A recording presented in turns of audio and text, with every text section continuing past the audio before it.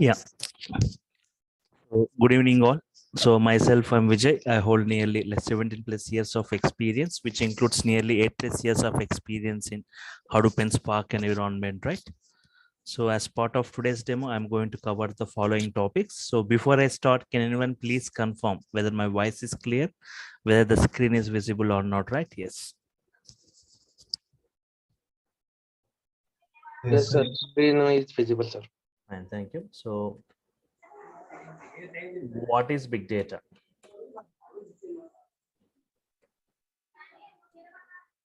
Why Hadoop and Spark?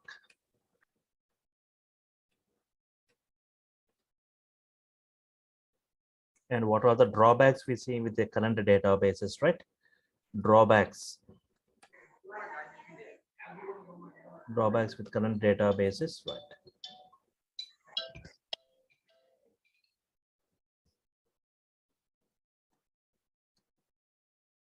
Hadoop and Spark advantages.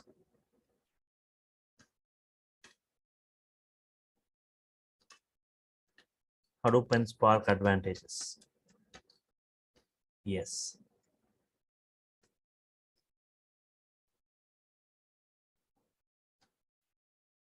Hadoop and Spark components.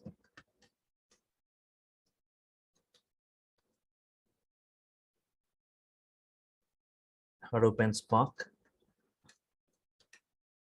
job market.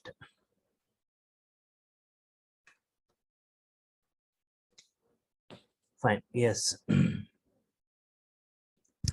So in today's session, mostly I discuss about big data and Hadoop, right? In the tomorrow session, I'll be discussing mostly on Spark and advantages. Yes, its features.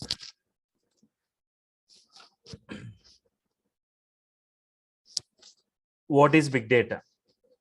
What is big data, right? The name itself saying, right? Huge volumes of data. You see the current, how the data is stored currently, right? Data storage units like KBs of data, right? MBs of data, GBs of data, gigabytes, terabytes, petabytes, exabytes, right? Zettabytes, etabytes, ottabytes, so on, right? Yes. So from TV onwards, we see like huge data, right? Or big data, right? So do you think like, okay, you should have seen KBs of data, MBs of data, or even GBs of data, right? But do you think like petabytes of data, is it getting generated in the current real world, right? 1 petabyte equal to, right, 1024 TBs. Already 1 TB is a large storage unit, right? Do you think like 1 petabyte, right? Yes, 1 petabyte equal to 1024 TBs.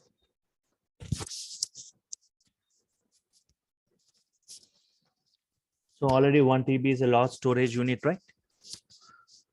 1 TB is a large storage unit. So here 1024 TBs forms a petabyte, right? It forms a petabyte. So do you think like petabytes of data or exabytes of data, is it getting generated in the current world? If so, examples of petabytes of data generation. Petabytes of data generation. Talk about a banking sector. Like, yes. If you take example of any bank like SBI or HDFC, right? We see within the city, we see hundreds of branches. Within the entire state, we see thousands of branches, right? Within the entire country, lakhs of branches for SBI. Again, within each branch, we call, say like millions of customers, each customer making multiple transactions per hour, per day, per week, per month, per year. Each and every transaction need to be stored, right? So huge data. And forget about this, everyone aware about the social media like Facebook, right? Facebook, it has got users not only within the country, it has got millions and trillions of users throughout the world. What is the data generated by Facebook in a minute? How many posts and videos are getting circulated? What should be the storage capacity to store all that videos and posts, right? So not like you see, like it's what is the data generated means not in MBs or GBs, like terabytes and petabytes of data. Not only like Facebook, right? Today we have got many applications. Today, if we talk like many applications are generating data in petabytes. They are generating data in petabytes, right? Yes. 1 minute, if I talk about 1 minute of transaction, right? 1 minute transaction, right? Yes. In a minute, how many FB post, Facebook post, right? Yes. What is the data generated by Facebook? In a minute, how many Twitter tweets? What is the data generated by Twitter in a minute? What is the data generated by Google, right? Google queries, right? What is the data generated by YouTube videos upload? YouTube videos upload, right? Yes. So huge data, right? What to store all the videos, everyone creating their own videos and uploading in the YouTube, right? What should be the storage capacity to store all the videos? And everyone, right, has got millions and trillions of users using email messages, right? Email messages. Each and every message need to be stored, right? What should be the storage capacity to store all these messages? Or bank transactions. Just now I was talking about the bank transactions, or if it like telecom transactions, or like Flipkart or Amazon transaction, right? Like e-commerce transaction. Everywhere we see like huge data, right? Yes. Not in GBs or TBs, petabytes of data. All these applications storing petabytes of data, right? Yes. Okay. Currently we have got databases, right? Currently we have got databases like we see like databases like Oracle, MySQL, right? We have got databases like Oracle, MySQL, DB2, SQL Server, right? All these databases, right? They are used for OLTP, online transactional processing, for day-to-day operations, right? But if you see, we have got some specialized databases. We have got some specialized databases used for data warehouse purpose, right? Like we got Teradata. If you heard about like Teradata and Netezza, Vertica, right? Yes. These are used for OLAP, data warehouse purpose, right? DWH, data warehouse purpose, right? Online analytical processing, OLAP, online analytical processing, right? Yes. Databases and specialized databases both are used for, right?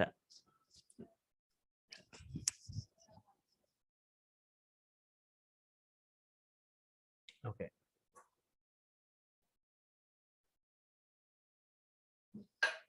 Okay.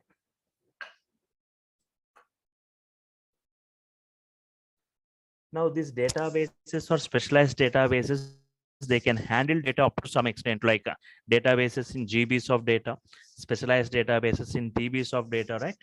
But to handle petabytes of data, right? We doesn't see these databases cannot handle like petabytes of data, right? As a solution to all these storage level problems, right? Not only storage and also processing level, right?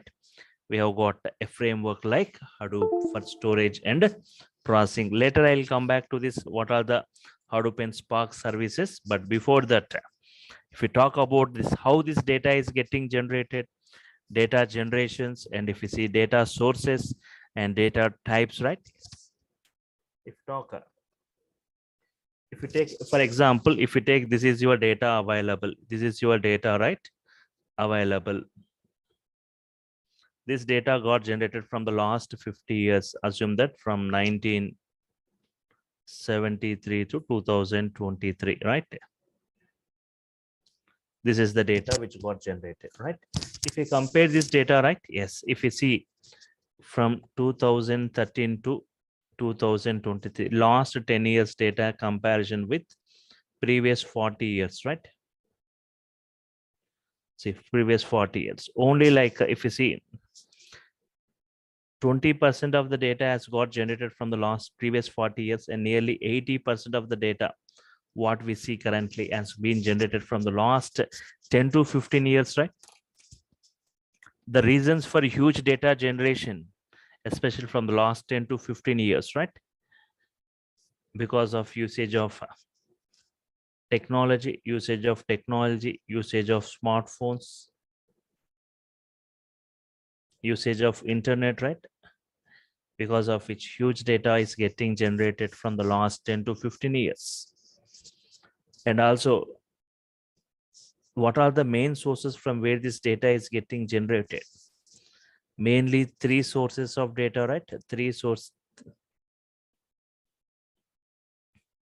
If you go back to, especially from last 10 to 15 years, this data has been, but if you see in 1990s or in early 2000s, right?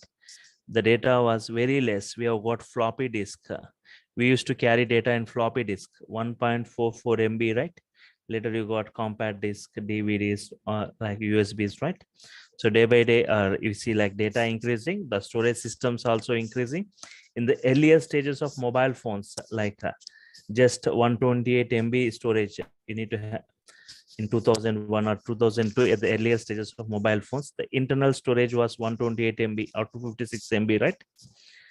But now even 128 GB is a very small storage. So is data increasing, right? So the storage systems also need to be increased. From where this data is getting generated means mainly three sources, right? Three sources of data. You can say like a social data, machine data, and a transactional data, right? Three types: social data, machine data, and transactional data.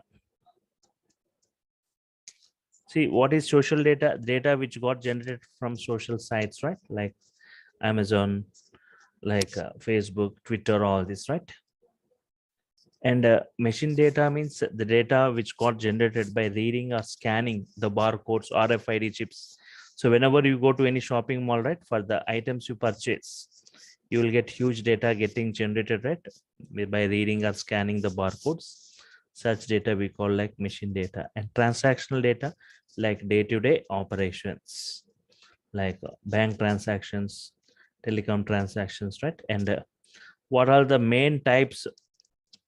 Like three types, right? They are going to occupy three types of data.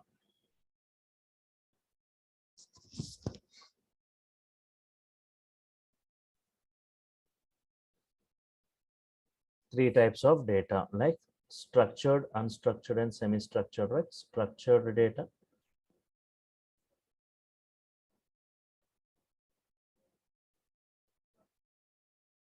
semi-structured,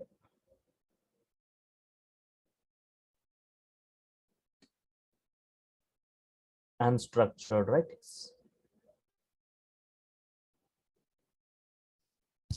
Structured data, semi-structured data, and unstructured data. Data which is organized in the form of rows and columns in a structured format, like DB tables, like Excel files, DB tables, database tables, right? Everything we call like structured. Semi-structured means they are not fully structured, they are not fully unstructured, right? Like XML files, JSON files, right? Yes. Unstructured, like short messages, articles, images,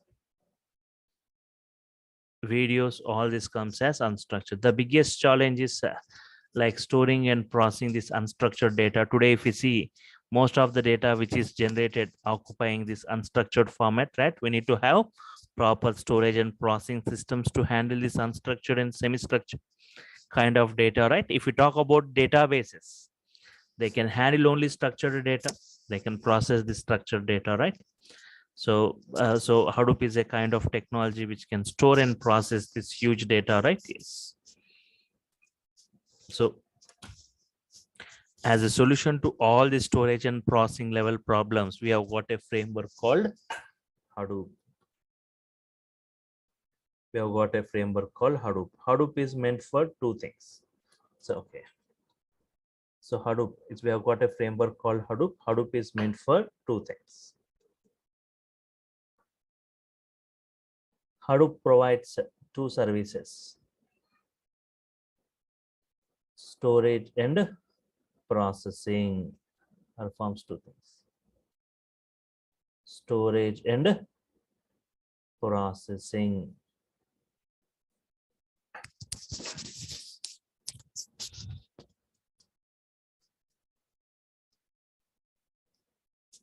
Okay. Storage plus processing, right? Yes.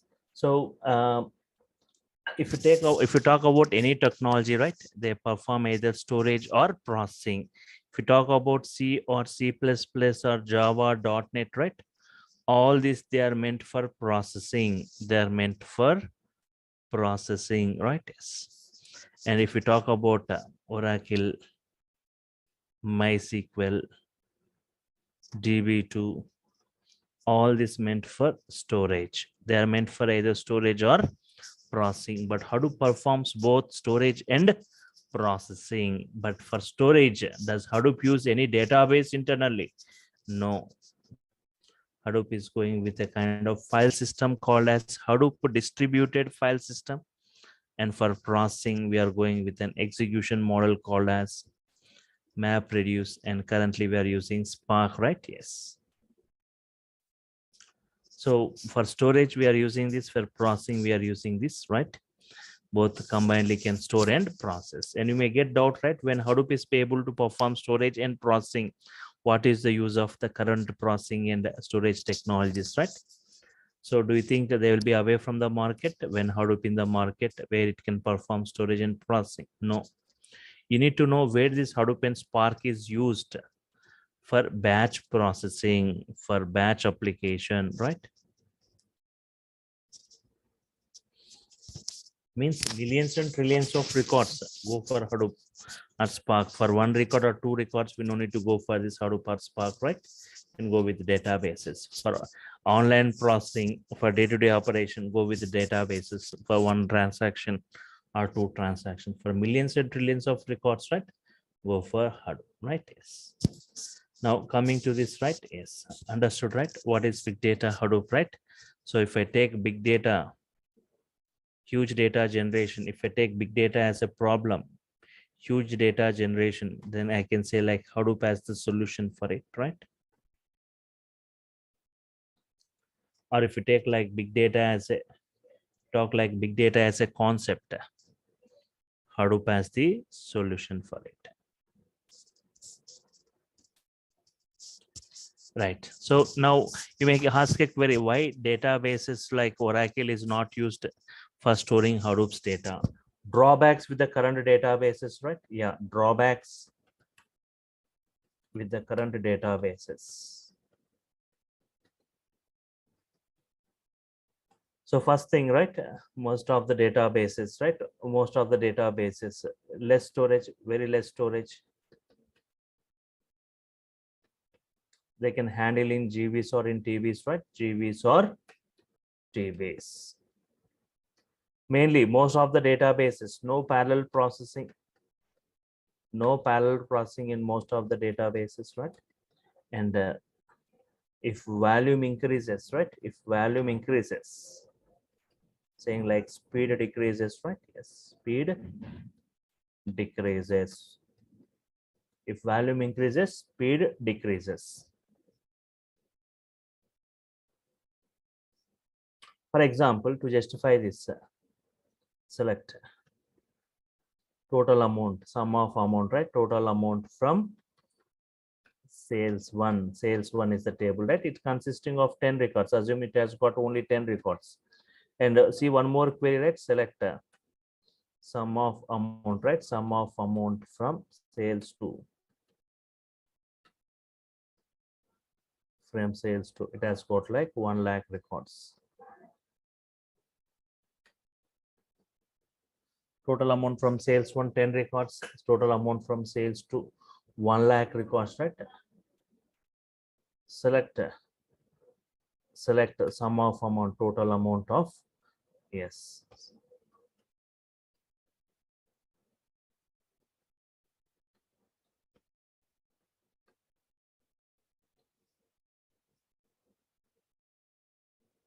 One crore records. 10 records, 1 lakh records, 1 crore records. 10 records, 1 lakh records, and 1 crore records. So which query is going to execute faster among these three, right? Yes, everyone. Either 10 records or 1 lakh or 1 crore. Which record, which table, like this or this or this? Which one is going to execute faster?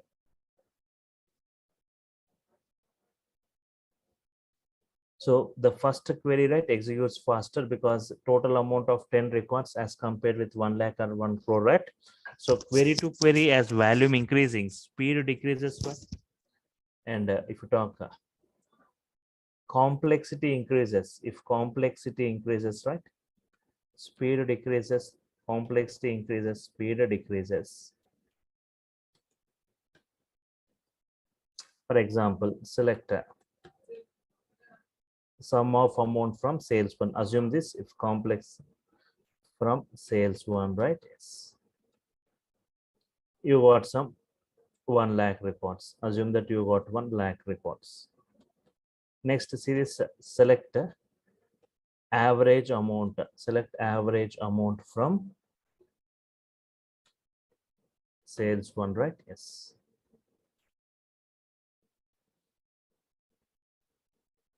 Select sum of amount from sales one, 1 lakh records, average amount from sales one, 1 crore records. So sorry, 1 lakh only. Assume sales one, same table, right? Select the standard deviation of amount, standard deviation of amount, right? Standard deviation of amount from sales one. So all this, right, has got like 1 crore records. Sorry, 1 lakh records. Same sales one only, right? 1 lakh records. Which query executes faster among these three? Sum of amount from sales one, average amount from sales one, standard deviation of amount from sales one, right? First query again, right? Yes, because average amount is a two-step process. First sum to be calculated, next average to be calculated. Standard deviation is a lot of internal processing required. So again, the first query executes faster as compared with the other two, right? So here query to query, right? Query to query as well as this. Query to query as complexity increases, speed decreases, right? Yes. And the major drawback with the databases, right? Databases can handle only structured data. Databases can handle only structured data. They can handle only structured data, cannot handle unstructured or semi-structured kind of data. For example, if you want to take reviews for a particular movie, right? Yes. So the table name is reviews.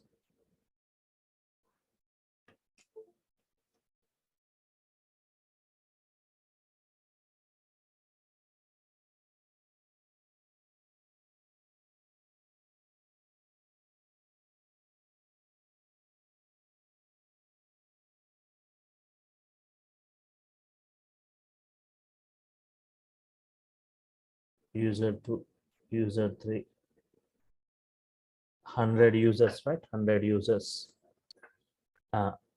Review, right? Yes.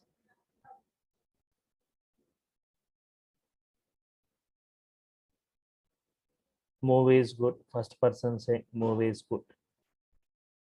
Second person saying movie is not good. Okay, for example, think that they are giving reviews in the form of ones and zeros. First person saying 1, second person saying 0, 1, 0. In this way, the reviews are given in the form of ones and zeros. 1 means good, 0 indicates bad. Can you write an SQL query to count the number of ones and zeros? Means how many saying it's good and bad, right? We can write an SQL query for this, right? Count aggregation. Select review wise count, review wise count from which table? Reviews table. Group by review. Review wise count from reviews, group by review. What is the output, right? Yes. Zeros and ones, right? 1 and 0. What is the count? 90 people saying the movie good, 10 people saying the movie bad, right? Assume. This kind of structured data, okay. But if the reviews won't be given in the zeros and ones, right? They give the reviews in their own text format. First person saying movie is good. Second person saying movie is not good. So in this way, they are giving in their own text format. They are giving the review in their own text format, right?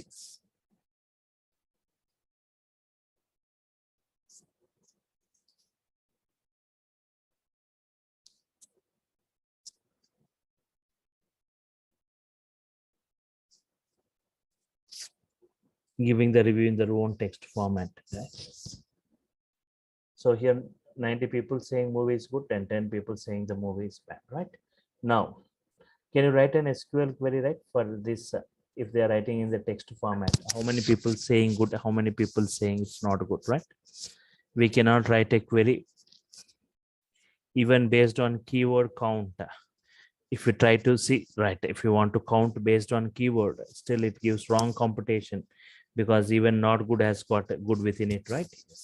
So the major drawback with databases can handle only structured data. But if we talk about this Hadoop advantages, right?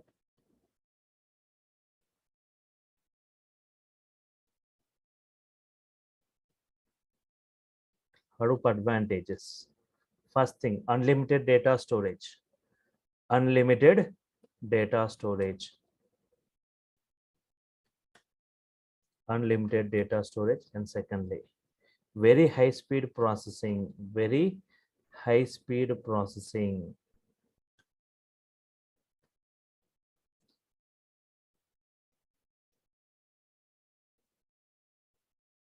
And can handle all varieties of data. Can handle all varieties. Unlimited data storage, very high speed processing, can handle all varieties of data, right?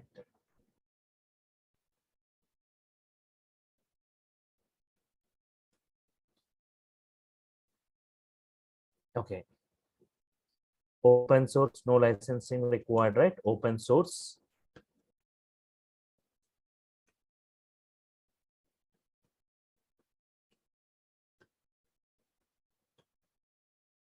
Unlimited data storage, very high speed processing, can handle all varieties of data, open source, no licensing required.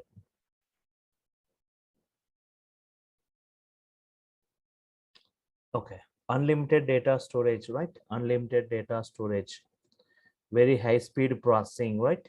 So if you see examples, Yahoo has conducted a test, right? Yahoo has conducted a test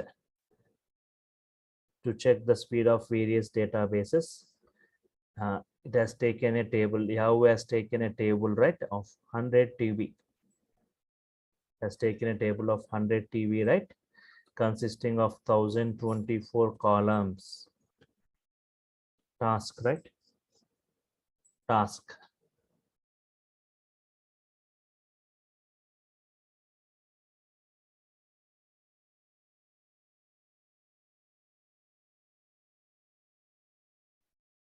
Yeah, task, right?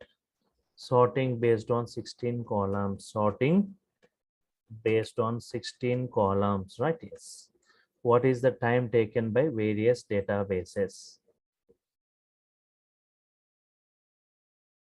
Time taken by various databases. First one, right? Oracle has taken nearly 3.5 days to process this, right? MySQL, right? MySQL, it has taken nearly 6 days to process it. 6 days, right? And if you talk like specialized databases like Teradata used for data warehouse purpose can handle TBs of data just taken 4.5 hours, right? Yes. Another specialized databases like Netija, right? Right. It has just taken 3 hours to process this. But finally, Hadoop, right? has just taken 3.4 minutes, 3.4 minutes, and latest version of Hadoop has taken just 1.2 minutes, right? If you talk about Spark, it will take seconds, right? If Hadoop's Spark speed is more faster than Hadoop. So this is what the Hadoop speed, right? Compared with other things where they have taken days and hours, Hadoop has taken just minutes of time. That is Hadoop is proven in the market, processing point of view, right? And even in the storage point of view also, Hadoop is proven, right? So you may, okay, processing point of view, right? Very high speed processing. Today, if we talk like most of the projects like ETL kinds of projects, they're migrating towards Hadoop and Spark environment, right? Yes. You may ask like why databases like Oracle, why I got see this query, right? Why databases like Oracle,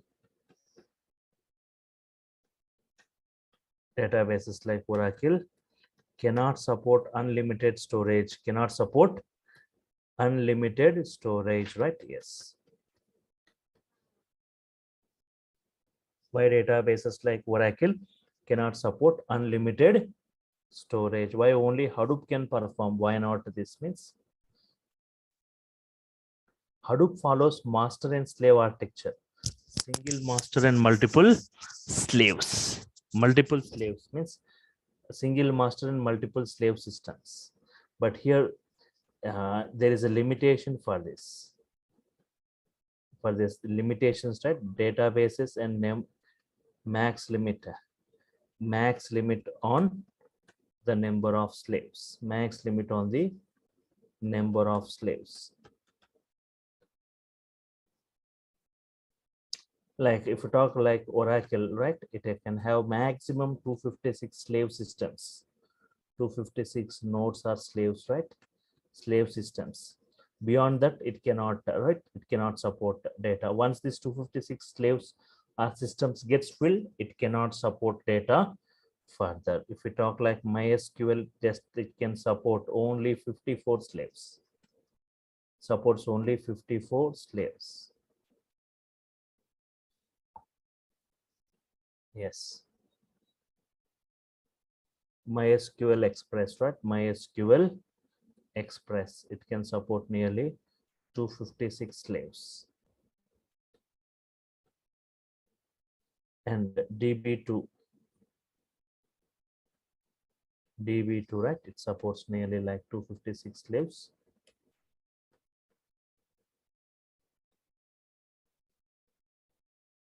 Oracle, MySQL Express, DB2,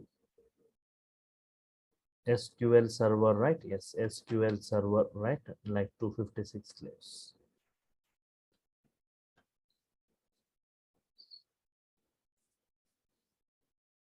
Right. So they can support only up to 256. Beyond that, they cannot support, right? But we have got some specialized databases like Teradata, right? Teradata, it can support nearly 512 slaves, right? Systems for storing its data.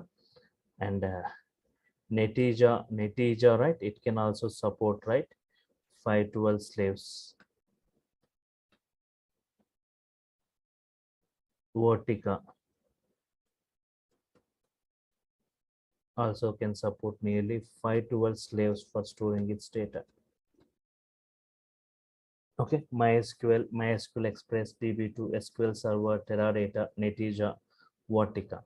But Teradata and Netija, now they are supporting nearly 1024 systems or slaves, right, to store its data. And Netija also supporting 1024, right, 1024 slaves for storing its data.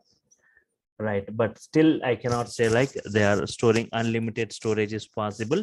No, once they gets filled, they cannot support data further. But there is no limit.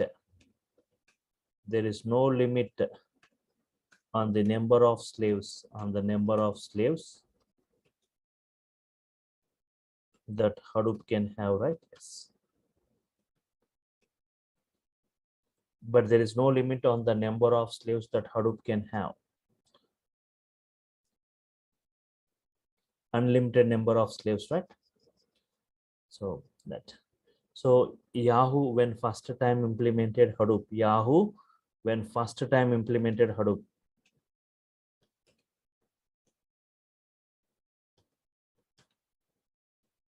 Went with 4,000 slaves. 4,000 slaves for storing its data. And currently it is going with currently Yahoo using nearly 12,000 slaves or nodes, right, for storing its data. Facebook, right? Facebook when first time implemented Hadoop went with 8,000 slaves for storing its data. Currently it is going with, right? Currently it is going with 12,000 slaves for 42,000 slaves, right? 42,000 slaves for storing its data, right? Means there is no limit like the databases going with 256 or 512, but here they can go with the thousands. There is no limit on the number of slaves that Hadoop can have, Yes. right? Yes. Vijay, sorry to interrupt. Can you please repeat what is the slaves and nodes are? Yes, that I'll be discussing, right? So one second. See, Hadoop follows a single master, multiple slaves. Master slave architecture. So Hadoop or Spark follows, right? Master slave, not client server architecture. Master slave. Single master means these are multiple slaves. Slave nodes, we say. This is master node. These are slave nodes. Group of nodes, CPUs. Group of nodes are CPUs. They are connected in a network. One master node and all are nodes are slaves, nothing but systems, CPUs. One master node and multiple slave nodes. So in Hadoop, if there is a file, in Hadoop data is stored in the form of files. The data f1.txt, think that your system or the slave 1 TB, 1 TB, 1 TB. Means each system storage is 1 TB, 1 TB, 1 TB. Slaves nothing but system, nodes. Master node means it's a one system, slaves and multiple systems, right? So each system capacity 1 TB. My file size is 2 TB. This 2 TB cannot fit into any of this file, right? Any of this system, it cannot be accommodated by any system, right? So in Hadoop, data is going to be split into smaller parts. It is going to be split into smaller parts and will be first part in one system, second one in another system, this in another system. Means distributed storage, you see. The data is going to get distributed across multiple systems and processed by multiple systems. Two advantages what we can see. Huge data file can be accommodated. Secondly, as it is distributed across multiple systems, they are processed parallelly. They are processed parallelly, right? Yes. Okay, they are processed parallelly. Okay, so we'll see very high speed, right? Because a single file distributed across multiple systems and is processed parallelly, very high speed. See, if work done by one system, work done by multiple systems, means work done by one person and work done by multiple persons. You can see that speed, right? Yes, that's what high speed. Okay. So these are the systems, means Hadoop, horizontally unlimited number of slaves. Horizontally, you can keep on adding the systems or slaves, right? Slaves means systems. We can have any number of systems. There is no limit, but for databases, there is a limit.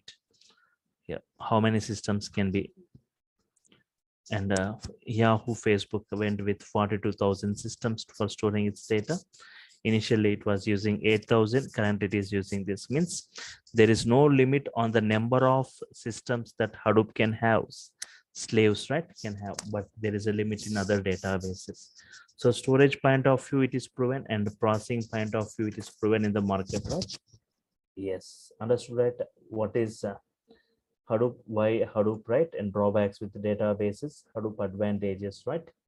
And most of this today, if you see most of the applications generating huge data, so to be stored and to be processed, these big data tools are mostly preferred, right? Yes. One second. Now see these advantages, and as compared, some tests were conducted by Yahoo to check the speed of these databases, where Hadoop has taken minutes of time, where the other things they have taken like days and hours. It has taken minutes of time. And why databases like Oracle or this cannot support means they have limit on the number of slaves. Fine. So if you see, uh, and if you talk about Spark, right? Spark, a very high speed processing technology, right? Used currently, it has got great demand in the market. The tool has got great demand. About this Spark, right? The advantages, its features, all this I'll be demonstrating in the tomorrow session, right? But as what is the course structure, right? What is that course content we'll be discussing, right? I'll just show you what we'll be discussing as part of this course. Some Hadoop components and Spark, right? So like big data Hadoop introduction. Second. Why Hadoop need of Hadoop data sources and HDFS, Hadoop distributed file system. We need to have the knowledge on this HDFS file system. It doesn't use databases as it got some drawbacks. Map reduce execution model, right? In Hadoop, and a scoop SQL plus Hadoop. First two characters of this and last three characters of it forms scoop, right?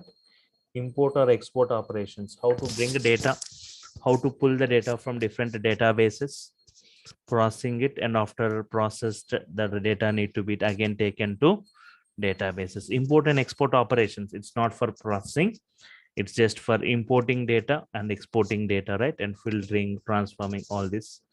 Yarn, yet another resource negotiator. So from Hadoop 2 version onwards, we got many architectural changes. Yet another resource negotiator. And as a Hadoop and Spark developer, you need to have the idea about at least one NoSQL database, not only SQL for schema-less behavior, random access. NoSQL advantage is record to record, different number of fields or columns can be maintained. In SQL, first record to last record, same number of columns need to be maintained, right? But in NoSQL, my first record with 3 fields, second record with 5 fields, third record with 10 fields, right? Record to record, different number of fields can be maintained, right? And as part of our course, I'll be discussing the HBase, one NoSQL database, HBase and HBase data modeling and CRUD operations, and Hive and HBase integration. And next, the important Hadoop component like Hive, which is used for data warehouse. For we use a language called HQL here, loading data and making the data structured and creating tables, internal tables, external tables. We're working with unstructured XML, JSON data, working with URL, weblog data, unions, joins, UDF, UDAF, UDTFs, right? Non-partition, partition table, indexing, bucketing, partitioning, static partitioning, dynamic partitioning, right? And now coming to this PySpark, right? Spark with Python. So up to now, that is what Hadoop components that we'll be discussing, right? Now PySpark. PySpark real-time use cases, PySpark session, PySpark context, Spark context, parallelized repartitioning, broadcast variables, PySpark RTD computations, RTD persistence or persistence features options, PySpark core computation, and increasing the number of partitions, groupings, and aggregations, single grouping, single aggregation, multi groupings, multiple aggregations, group by key, reduce by key, various actions and transformations, right? Various one by one actions and transformations, count by key, count by value, sort by key. So one by one inbuilt transformations and actions, we no need to write huge coding. So various inner join, Cartesian, PySpark SQL data frames, right? Making the data structured using maps, RTDs, PySpark, RTD, PySpark, show, row class, select, collect, with column renamed where, order by, group, join, union, one by one. All these APIs, right, with working examples. PySpark SQL functions, aggregate functions, window functions, date functions, JSON, right, read, right, and built-in functions, right, when, expression, lit, translate, overlay, to timestamp, percentage rank, count, distinct, row number, rank, dense rank, type, lit, right, all this. And PySpark external sources, working with SQL statements, Hive integration, working with CSV, JSON, transformations and auctions on data frames, narrow and wide transformations, handling nulls, writing data back to external sources, deployment modes, local and cluster, PySpark applications, stages and tasks, driver and executor, deploying Spark applications to cluster, streaming integration with Kafka and PySpark, machine learning library, right? Yes. So all this in brief, right, in depth we'll be discussing about entire data analytics with Hadoop and Spark, different APIs given and with many working examples, right? Yes. Fine. Yeah. So I'll be briefing about the Spark features, advantages, how it is used in the real time, right? In the tomorrow session, right? So this is what the course content. So every session will be video recorded. You will be getting the recorded videos of it. And clear notes will be provided, right? Fine. So this is a weekend batch. Yes, give me a minute, give me a second, right? I'll just come back with your queries. So on Saturday it will be like 2 to 2.5 hours. Sunday it will be 2 to 2.5 hours, right? 5 hours per week. So only on Saturday and Sundays it's a weekend batch. Yes. Fine. So it's totally of 12 weekends, right? 12 weekends. In depth, in brief, we'll be discussing, and all the softwares, everything I'll be provided, right, in through Google Drive, and videos also you'll be getting to Google Drive. Notes I'll be forwarding through mail, right? Fine. If you got any queries, you can go with your queries, and tomorrow also you can attend the session, right, at same time at 5:30 to see more on this. Mostly on Spark, I'll be briefing you, right, before I go with that basics of this big data, right? Yeah, any queries you have got, you can go ahead with your queries, right? Sir, can we have an end project? I mean, live project, something like that. So at the last, I'll be showing you the flow, right, on this. Okay. So do we need to have Java and Python programming knowledge before continuing with this course? So here, PySpark means you need to have Spark with Python implementation. You need to have the knowledge on Python, basic Python, right? Yes. So the course is of 12 weeks, right?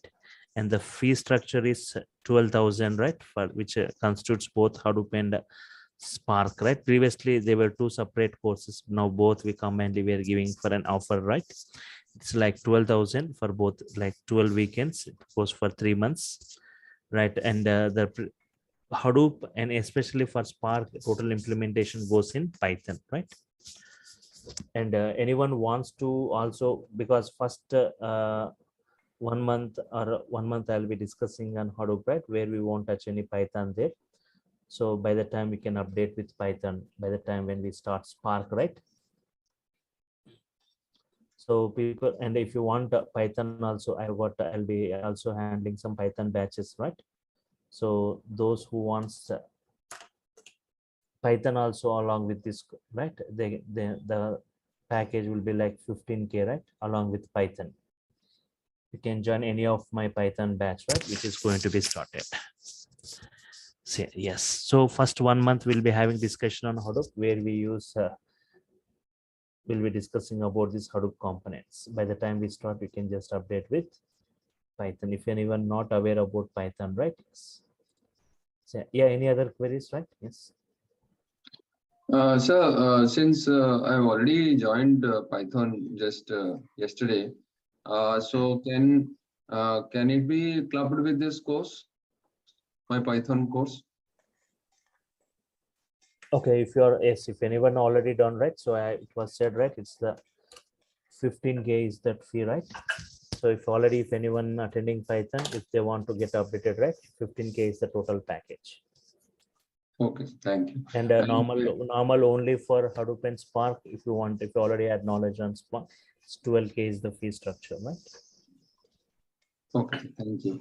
Sir, And I just wanted to understand, sir, the type of projects, like you will be doing a project, and will, like, at the end of this course or at the last 2 weeks or 3 weeks, what type of projects will be exposed to, or we will be doing on our own? Can we do on our own the projects once we complete the course? Yes, totally. You will be getting command on this total Hadoop and Spark related APIs, right? When to use what, for what task, what to be performed, right?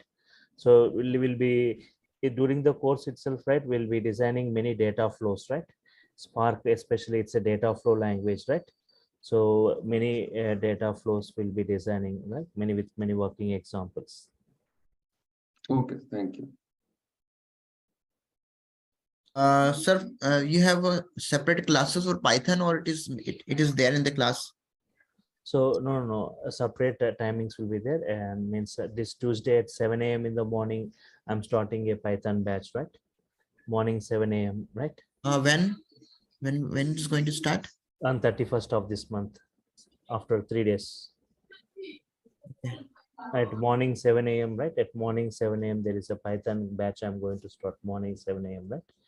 Okay. And 31st of this month, and again 14th of this next, after 2 weeks, right? There is one more batch in 7 p.m. right? I'm going to start. Sir, is there no batch for weekend because I'm working professional. Weekdays is not possible for me. So most of the weekends I'll be dealing with Spark and Scala and Spark, PySpark batches are there, and this data analytic batches, mostly this I'll be dealing with. But people, okay, there are some people previously who have joined, right? If he doesn't have knowledge on Python, even if you attend the sessions, that's fine. Otherwise, following the videos, that's fine if you're unable to attend. But there are no weekend batches. But whenever you have got any queries, people will be joining and you'll be asking the queries, right? Any 1 or 2 days, right? If unable to attend. Yes. No weekend batches for Python. No weekend batches for Python, but for this only we have got the weekend batches for this. So this timings will not change, right? Or it will, No. it will change. This timing won't change. I have got other batches, right? Other timings. This will be. Okay. Yeah, because this is convenient, so that's why if it changes, then my schedule will change. Yes. Okay. So are Thank you you. covering the installation steps also? What is it? Installation steps. Yeah. How to install on Windows, how to install on Linux, and how to work on this Anaconda, Jupyter, Spider, PyCharm, all this I'll be discussing, right? Okay. And I heard like the Pig and Yarn is out of scope, so nowhere there is. Pig, we are not discussing Pig, right? Okay. And what about deployment like Yarn, so architecture? So that is also no more. So airflow, something kind of things you're using. Pig, yeah. Apache Pig is we are not discussing that Pig. Apache Pig is not discussed. So other components. What about Yarn? So Yarn architecture will be discussing. Yeah, only the architectural part. Okay, and deployment means like nowadays they are using Airflow, so instead of Yarn, so nowhere they are using Yarn architecture also. So at the last, I'll be providing that knowledge on that. Okay. So and if you yes. So you are covering the Airflow also, right? So the deployment option. So this is what you can once again just to go through all this course content, right? It will be, you will be getting this course content to your mail IDs. So all this in-depth knowledge on PySpark, all the APIs with many working examples, right? Yes. Okay. And this PySpark, how it will differ from working in Databricks that's in cluster mode? Yeah, that also how to work with the Databricks, that also I'll be discussing, right? Okay. So, and what about Delta live tables? What is it? No. Delta live tables. No, that is not covered here. Okay. Thanks. Okay, fine. Any other queries, right? Anyone? Sir, how to pay the fees? I mean, Yeah. Tomorrow, right? During the session, there will be. So you'll be getting a mail, right? Whatever mail ID you have joined, you'll be getting a mail, right? They'll be giving the entire the payment process and procedure, okay. right? Through. Okay. And also tomorrow during the class in the chart panel, they'll be posting that payment options, everything, right? In the chart panel. Okay, fine. Okay, fine. So I'm stopping for now. So we'll continue tomorrow, same time at 5:30. You can follow the same link to see more on this, right? Tomorrow, mostly my discussion will be on Spark, PySpark, right? Introduction on this PySpark, the features, the advantages, all this, right? So I'm stopping for now. Thank you all for your time. Thank you. Vijay? Yes. Yeah. Thank you. Hello? Yeah. Any query? Yes. Can you hear me? Yeah, I can hear you. Already I opted for the Python and the data science and the tech of that. So already Yeah. you told that tech You will be on you opted for? Python, data science, and the 7 batch, at least 7 batch. Okay. Python. Okay, yes. People who are already said, right, only for Hadoop and Spark it is like 12K, and if anyone already doing Python here in this Durga soft, and like if anybody wants to update with Python, right, the fee structure is 15K. If you already have done paid for this Python and if you're updating with the Python, right, so your total package will be 15K. I'm about the timing of the classes. Timing will be right every week on Saturday. Already you Five- said that stack will be at the backend batch only. This is a weekend batch, right? This is a weekend batch only. No. Can you hear me? Yes, I can hear you, right? No, you said that full stack will be on weekend batch only. The 7 p.m. batch there. So this for So all these are weekend batches. I'll be running from morning to evening, right? Many weekend batches on Scala, Spark with Scala, and Big Data Analytics, right? Many weekend batches. Yes. Okay. I'll back to you there. Fine. Okay. So I'm stopping here. We'll continue tomorrow, same time at 5:30, right? Fine.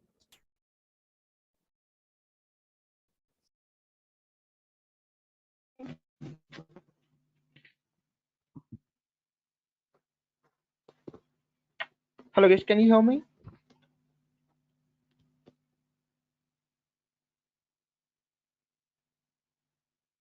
Hello. Can you hear me guys?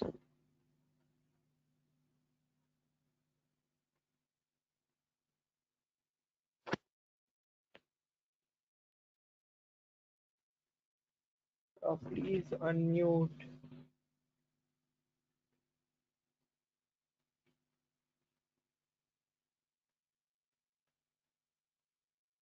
Yeah, can you hear me?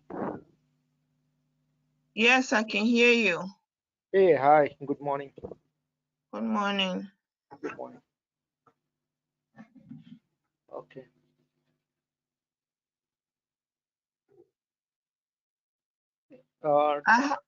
I have on go my screen, it said connected to go to training. Okay. Is that what it's supposed to be? Yeah, are you able to see my screen?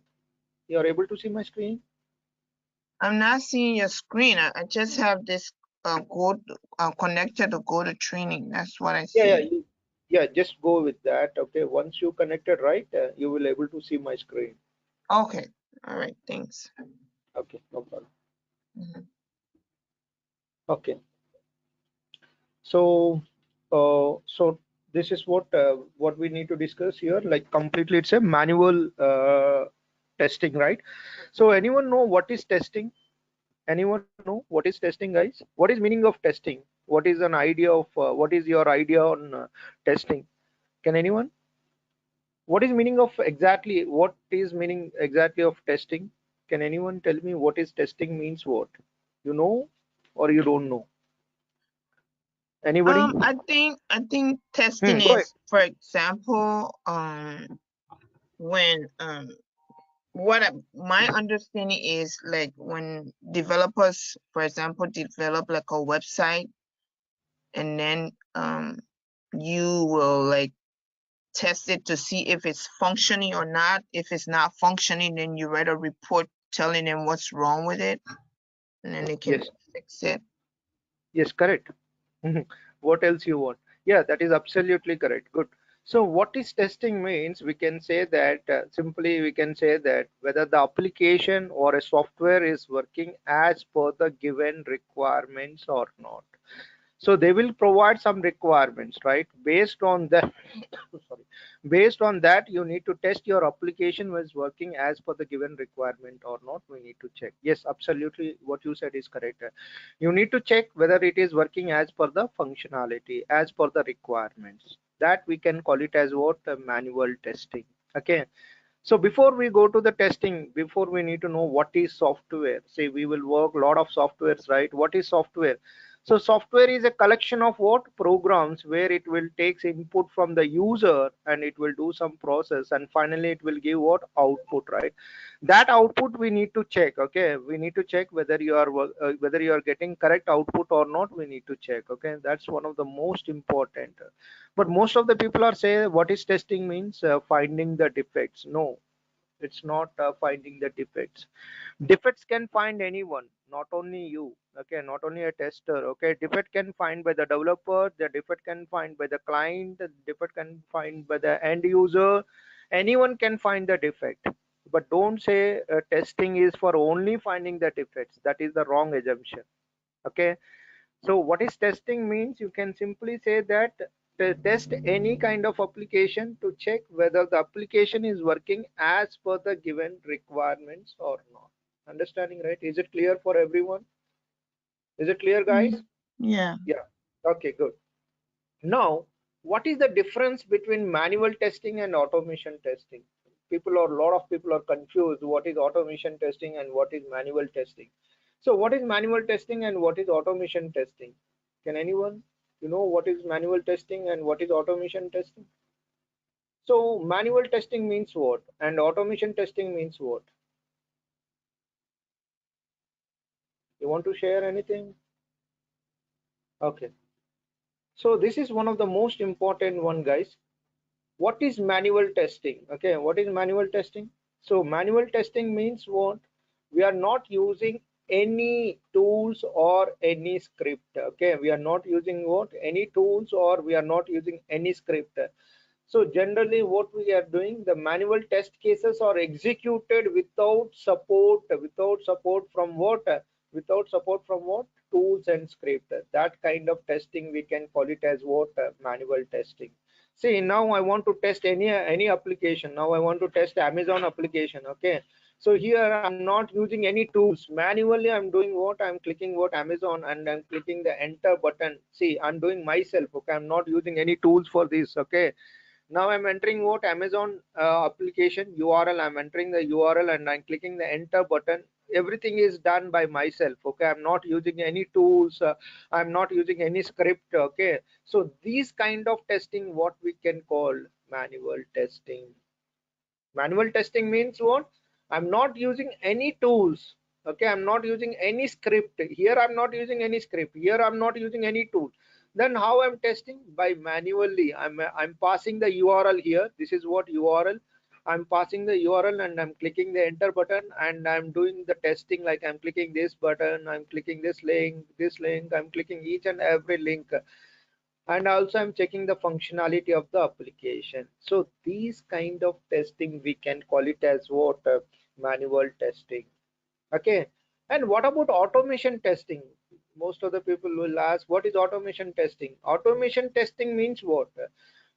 So there are a lot of automation tools will be there in the market. Selenium, there are a lot of tools will be available in the market. Okay, but how we will do the automation testing? Okay, they are executed with the support from what? Tools and script. Suppose you want to do automation for any application, what is required here. You need to require some tools, as well as also you need to require some scripting knowledge. You need to require, like Java is required, Python is required, C# is required. Suppose you want to write the script in Python, you need to learn the Python.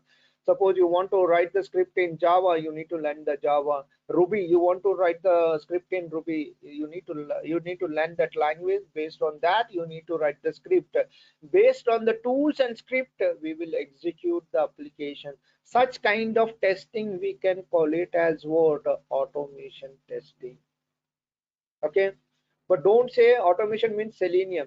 Selenium is what? One of the tool for the automation. There are multiple tools will be there in the market. Okay, there are number of tools will be there in the market. Okay, so it's very clear, right? So what is the difference between manual testing and automation testing? Suppose you want to do a manual testing, means what you need to do, you need not use any tools or a script. Okay, just you need to launch the URL and you just enter the URL and click the enter button. You can do your manually means without taking any support from the tools and script.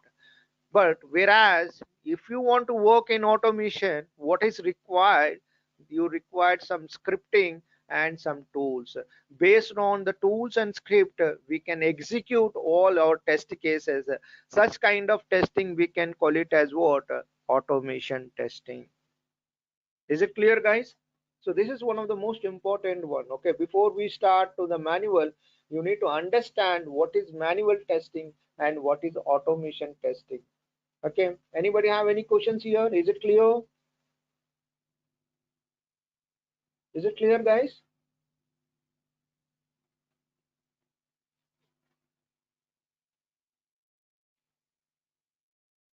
Okay, so this is clear, right? What is the difference between manual and automation? Anybody have any questions here? Okay, can you hear me, right? Okay, so okay, you know, right, what is the difference between manual and automation? Now, what is the drawbacks of manual process? See, what is manual process? Just now we discussed, right? So if you go with manual process, what will happen? It's a time consuming and more employees is required, and it is also what we can say that it is costly. Okay, we can say that it is costly. Guys, can you hear me, right? Can you please confirm? Can you hear me, right? Yes, I can hear you. Yeah. Okay, You're so gonna have manual. access to this lesson. Yeah, today we will discuss what is the basics from the manual testing, what is required to learn the manual testing. No, I mean, are we gonna have access to this Sorry, come again. What you are expecting? Sorry, come again. Are we gonna have access to this? Are we gonna be able to read this lesson? No, not required. I will explain you and I will share these documents to you. Okay, you can Good. after the class you can prepare the notes, or else you can read yourself. Okay, just try to understand the concept. Okay, once you have any questions, please stop at the same moment. Okay, you can stop Okay. at the same. Okay, you can ask the questions. Okay, if you have any questions, just stop me. Okay, you can ask the questions. Okay, if you are not understand, just stop me. Okay, so I don't know, right, whether you are understanding or not. So you can stop me at any point. If you are not understand that point, I can repeat one more time. I can explain that. Okay, thank you. Thank you. Okay, so you understand, right, what is the difference between manual testing and automation testing? Mm-hmm. Okay, good. So what is the benefits of automation? See, if you are using automation testing, means what will happen? It will reduce the time. Yes, if you use the automation, means what? It will reduce the time, and it will reduce the human resources, and finally it will save the cost. Okay, so this is what mainly the difference between automation testing and manual testing. Okay, so what is testing? This question is very, very important. In interview they will ask you, so what is testing mean? The tested developed application, any developed application what you need to do, we need to check whether it is working according to the client requirements or not. So you need to test that application, make sure whether it is working according to the client requirements or not. So here the requirements they will provide you guys. Okay, don't worry about the requirements. Okay, they will provide the requirement. Then what you need to do, you need to test that developed any application, any developed application, you need to check whether it is working according to the client requirements or not. You need to check. Okay, so that we can call it as what? Testing. Okay, so what is the objectives of testing? So ensuring the quality. For what reason we are doing the testing? Quality is one of the most important one. For what reason we are doing the testing? Not finding the defects. Okay, we are doing the testing for what? Quality purpose. So quality is one of the most important one. So that the reason testing is required. Okay, is it clear, right?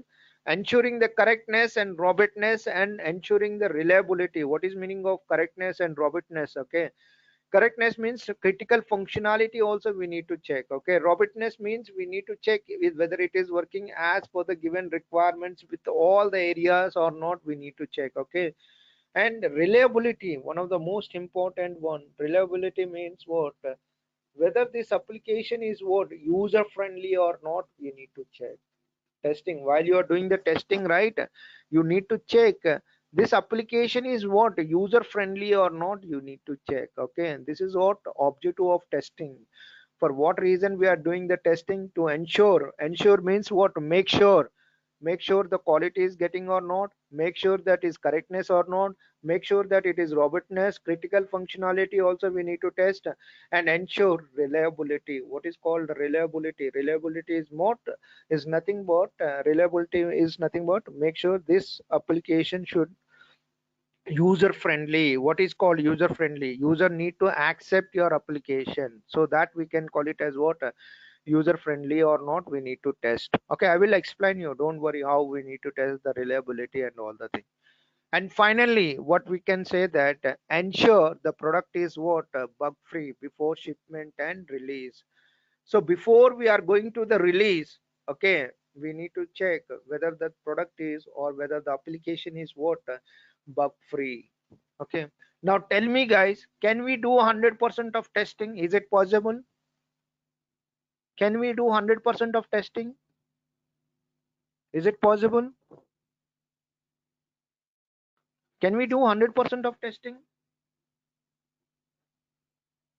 I guess it is possible. No, we cannot.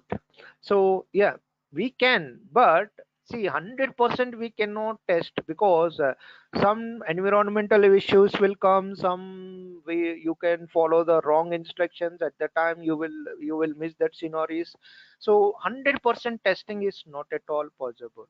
So once we release the product in the market, still we hit some issues, because we cannot test all the environments, right? We cannot test each and everything, but we will test before we release the product in the market. But we cannot say there is a single bug in this application, we cannot say like that, because once it is released in the market, see, still we have a Amazon, lot of issues will be there, still the Facebook we have a lot of issues will be there, in Twitter we have a lot of issues will be there, in Walmart we have a lot of issues will be there.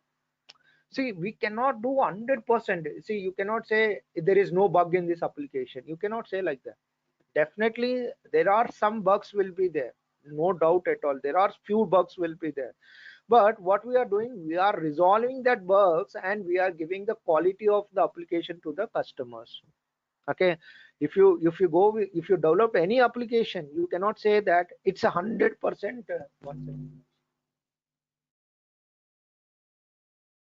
So you cannot say that it is 100% testing is completed. Okay, you cannot say there is a no bug in this product.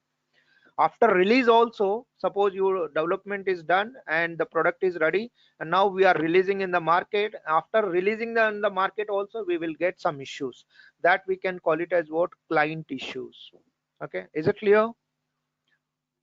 We cannot do 100% of testing, it's not at all possible, but we are giving the assurance to the client, hey, don't worry, We already tested your application. We find lot of issues. We already fixed that issues. We already verify that issues, and you can happily launch the product in the market. Then only the client will launch the product in the market. Understanding, right? But we cannot say to the client, hey, you will not get a single bug after the product launch. No, we cannot promise like that, because we don't know what kind of issues will come. See, in the real time, what by using of that application, we'll get some issues. Will get it, definitely will get some issues, no doubt at all. Okay, is it clear? Yeah. So we cannot give the 100% of assurance. Okay, so we can, no one will cannot test, even no one will cannot test 100% of testing is done. Okay, but we are giving to the client, hey, don't worry, we already tested, we find some defects, we already fixed that one, and you can launch this application happily in the product. So then they will launch the application in the market. Okay, but still after launching the product, they will not get huge issues. They will get one or two issues. That one or two issues, we will rectify that one. Again, we will release in the product in the market. Okay, but we cannot say a single bug is not there in the product. Okay, we cannot say like that. Okay, it's not possible. Okay. Yeah, anybody have any questions so far? Okay, so why testing is done? See, this is one of the most important. Why testing is done? Quality. So one of the most important is what? Quality. Okay, the testing is done to assure means what? Make sure whether you are getting the quality product or not. So this is one of the most important one, guys. Don't say the testing means finding the defects. Okay, it's a wrong answer. Okay. I did. Yeah, okay. You have any question? No, this is okay. Okay. So what we can say that the testing is done to assure the quality, make sure that whether you are getting the quality product or not. How can you define the quality? Can anyone tell me how can you define the quality? How can you say this is your quality product? So how can you say you are getting a quality product? Can anyone? How can you say you are getting a quality product? So suppose you are saying that I'm getting a quality product. How can you say you are getting a quality product? So what we can say that, see, you have the requirement 1, requirement 2, requirement 3, requirement 4, and requirement 5. Suppose you tested all the requirements. You test requirement 1, you test requirement 2, you test, and requirement 3 also you test, and requirement 4 also you test, requirement 5 you also you test.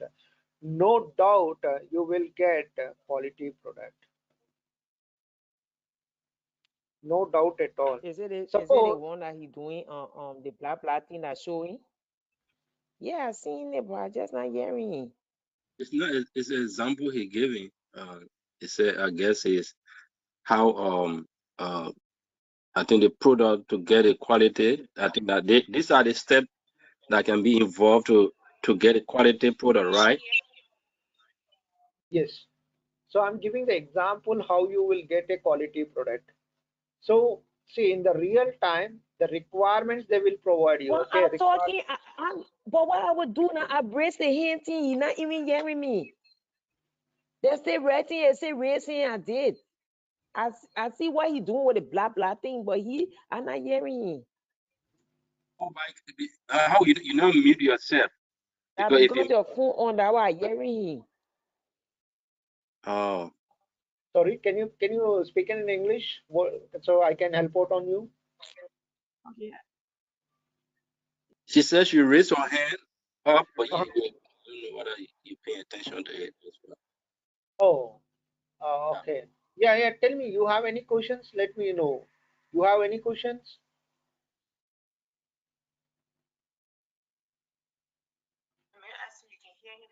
No. You don't have any questions? Is it clear? Yeah, it's closed for Okay, me. I can hear you now. I can hear you. Yeah, I can hear him now. Yeah, you Okay. have to mute yourself. Okay. Okay, that's fine. Okay. Yeah, I So, hear him.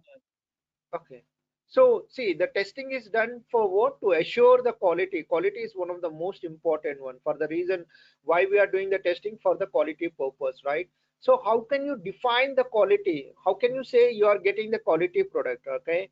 So how can you do? You can say you are getting a quality product. They will provide some requirements. Okay. They will provide some requirement 1, requirement 2, requirement 3, and requirement 4, and requirement 5. Okay. If you covered all the requirements, okay, you covered all the requirements, you covered requirement 1, you covered requirement 2, you covered requirement 3, you covered requirement 4, and you cover requirement 5. So what you will get, you will get what? A quality product, no doubt at all. You will get what? Quality product. Suppose you miss the requirement 2, you are not understand what is this one, so you miss the requirement 2, so what will happen?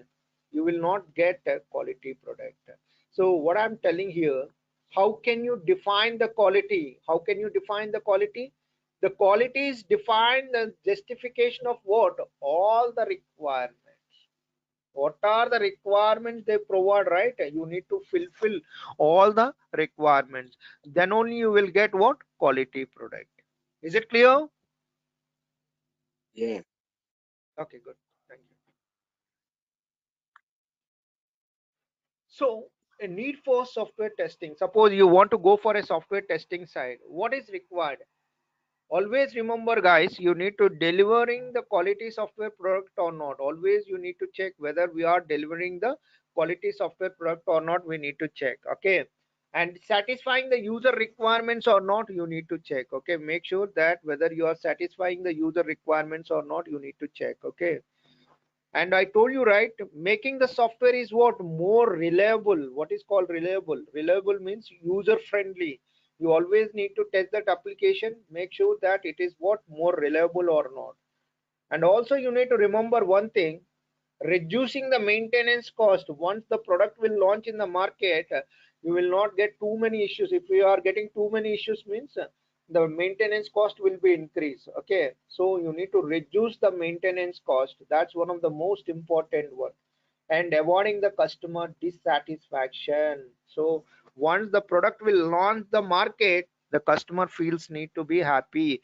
Otherwise it was getting too many issues, too many bugs, the customer is not able to access the application, then what will happen? The customer dissatisfaction. So you need to avoid that one. Okay.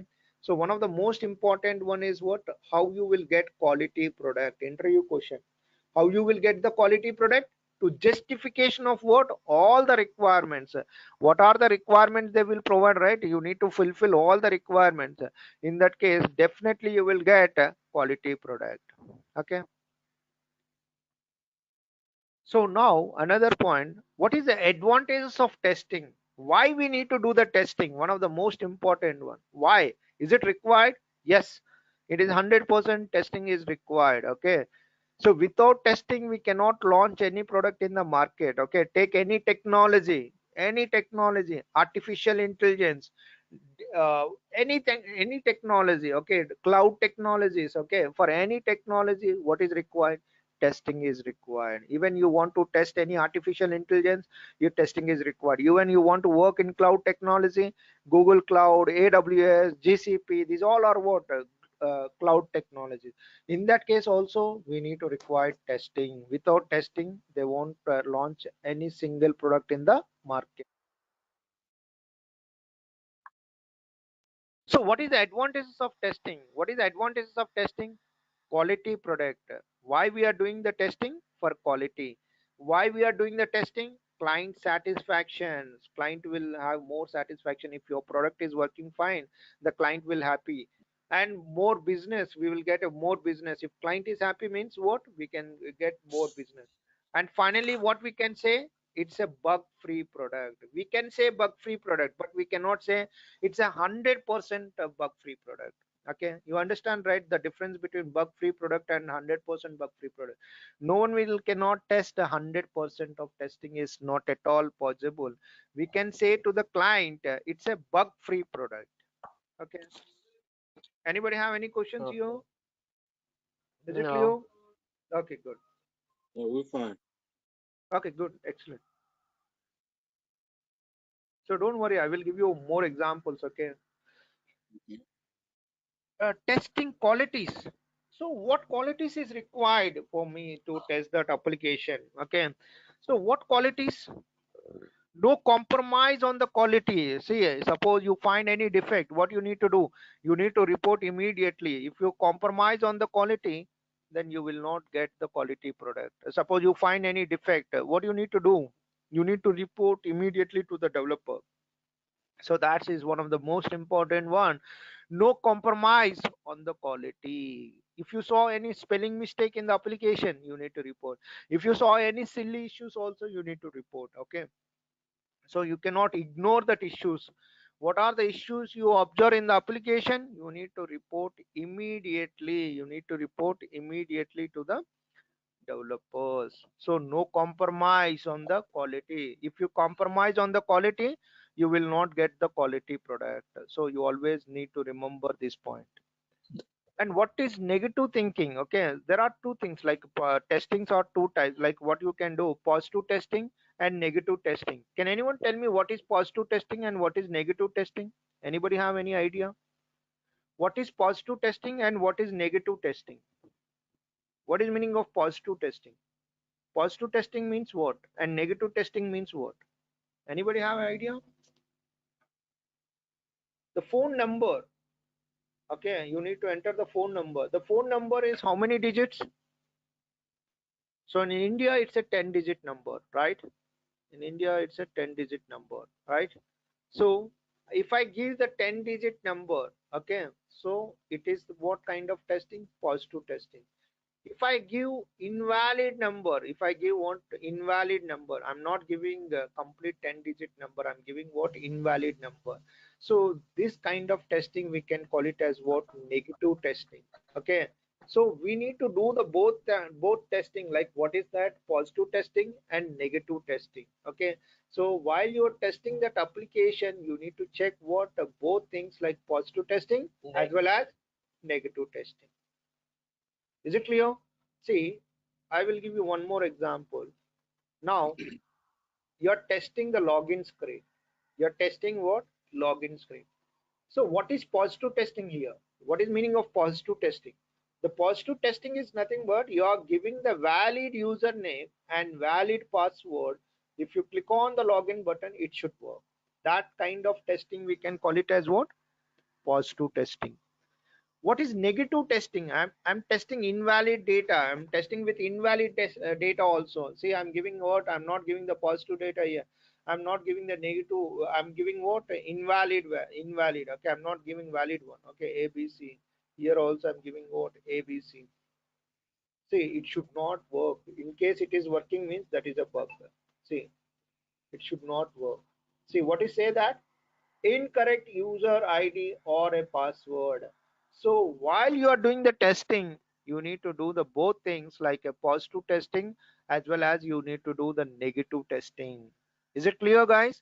So this is what you will not do only a positive testing. You need to do what? Negative testing also. Negative testing means what? You need to test with what? With the invalid data. You need to test what? Invalid data. Is it clear?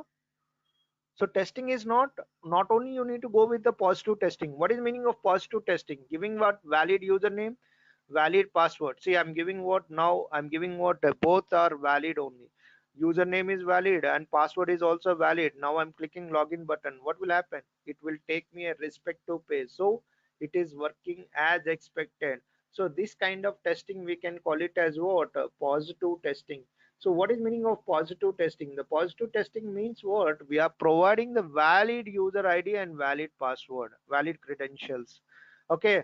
What is negative testing? I need to check. Suppose I'm giving not null. Both are I'm giving null values. I'm not giving any values there. Okay. I'm giving what? Null value. I'm giving null value. Now I'm trying to clicking login button. So it should not allow. So this kind of testing we can call it as what? Negative testing. Is it clear, guys? Yeah. Yes. Yes.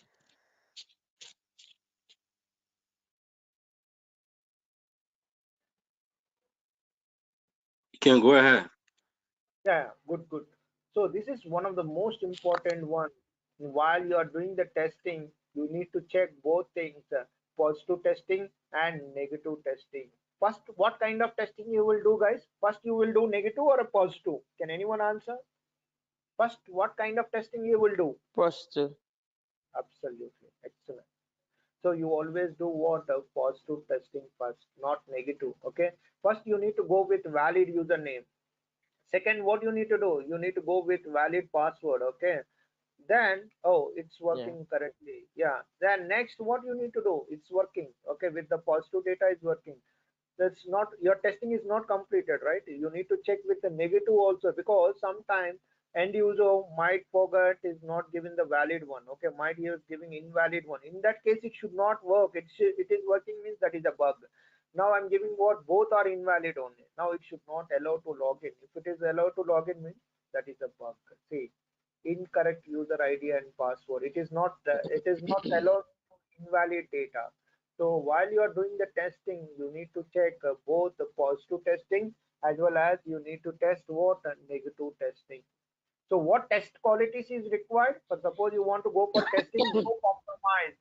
You never compromise on the quality. Negative thinking like positive testing, negative testing, you need to check. And analytical skills, you need to think what is what is the expected result, what you are getting. So you cannot go with the blind testing. Okay, you need to think what is the output, what this output is correct or not. You need to test while you are doing the testing. You need to analyze the things whether it is correct or not. Okay, so this is all are very very important, and patience is required. See, you will not get immediately output. You need to spend some time. You need require some patience. Patience means what? Immediately you cannot get the result. You need to do a lot of testing. You need to do everything. You need to select that item. You need to add to the cart, and you need to do the payment. Lot of instructions will be there. You need to follow all the instructions. Then only you will get that output. Okay, you will not get immediately. So lot of patience is required. And finally, one thing, guys, if you want to go for a testing site, and communication is required. One of the most important is what? The communication. So you need to speak, you need to talk, because you observe one issue, right? So you need to tell to the team what you observed. You need to communicate in the proper way. If you are not telling in the correct way and you are miscommunicated and all the things means, then the developer will not understand where the defect we got. Okay, so communication is one of the most important one. What are the issue you observe? You need to report it to the developer, and also you need to write the mails like returning skills, like you need to write the mails and all the things. Okay, that's one of the most important one. You want to become a good tester, what is required? Technical skills is required. Lot of technical skills is required. If you know Linux, then well and good. If you know Python, then it's well and good. If you know more and knowledge, then it's well and good. You need have some technical skills. And analytical skills, what is called analytical skills? You need to observe the things, not only go with the things blindly. You need to analyze the things. Okay, you need to think why this defect is got, what happened. You root causes, you need to identify the root cause for the defect. Okay, and passion, you need to love the job. Okay, if you love the job, you can enjoy that job. Okay, so first you need to love the job. Okay, and attitude, body language, the communication is one of the most important one, because sometimes now you are reporting the issue but developer is not accepting. In that case, what you will do? Can anyone answer? Do you understand my question? You are reporting the defect but developer is not accepting. Then in that case, how can you convince that you are getting the defect? How can you convince the developer? You are reporting the issue but developer is not accepting it. So in that case, what you will do? You will ignore that issue. Maybe you try to show them what you're talking about and maybe do the testing in front of them, maybe. Yeah, that's correct. You can show, but you can say that, yeah, absolutely, it is correct. What you can say that you can show the screenshot. So I'm telling, but your people are not listening. So I saw that issue, but your people are not listening means what I can do? I can show the screenshot. I can show the log files. I can show that where exactly it is hitting that issue. Yes, that we need to do. You need to take a screenshot. Okay, so see, we cannot. Can I have a quick question? Yeah, go ahead. Speaking of the technical skills, Yeah, you are talking about, do you have to know like a programming language in manual testing? Is it no. something See, that not for a manual, you not required any programming knowledge. okay, Zero programming knowledge you can easily survive. okay, Because I will tell you, in manual we never write any code. We never write any script. I told you okay, right that I told you what is the difference between manual testing and automation testing. So right, manual testing, if you go with manual, you not required any single programming knowledge, not okay, required. But why I'm telling here the technical terminology is if you require, suppose you are working in cloud environment, cloud, you know, right? What is the cloud technology? If you work with the cloud, first of all, you need to understand what is cloud, how it will work. Suppose anyhow you are working in Walmart, okay? So how this Walmart will working, how its e-commerce website is working. So that technical skills, at least you need to have some knowledge on that area, how that application, the domain is very important, right? Domain knowledge is very important. Now you are working in banking application, so how banking application is works, how it works. So there are a lot of things will be there, a lot of cards will be there, debit card, credit card, corporative card. So these all are not the same functionality, right? There are the different functionality. Credit card has a different functionality, debit card has a different functionality, saving account is completely a different functionality, and corporative account is what a different functionality. So you need have some domain knowledge. What is the domain knowledge is nothing but which you are working in that product, you need have some product knowledge is required. So in that case, you need have some technical skills, means what we are using, for what software we are using to develop all the things that you need to know. But you, for a manual tester, not required any programming knowledge. Okay, is it clear? yeah. So you were speaking of working in the cloud. Yeah, So when yeah. you do this manual testing, right? When you're doing it, what if you have a program that requires you working in the cloud, but you just did manual testing? How do you figure that out? Yeah. See, they will give you, I told you, right? They will give you the requirements. How you will test that one? We need to test whether it is working according to the client requirements or not. So they will give the requirements. Based on the requirements, you need to test that application. Now you are working in the cloud application, right? So suppose they ask you to create a cloud account.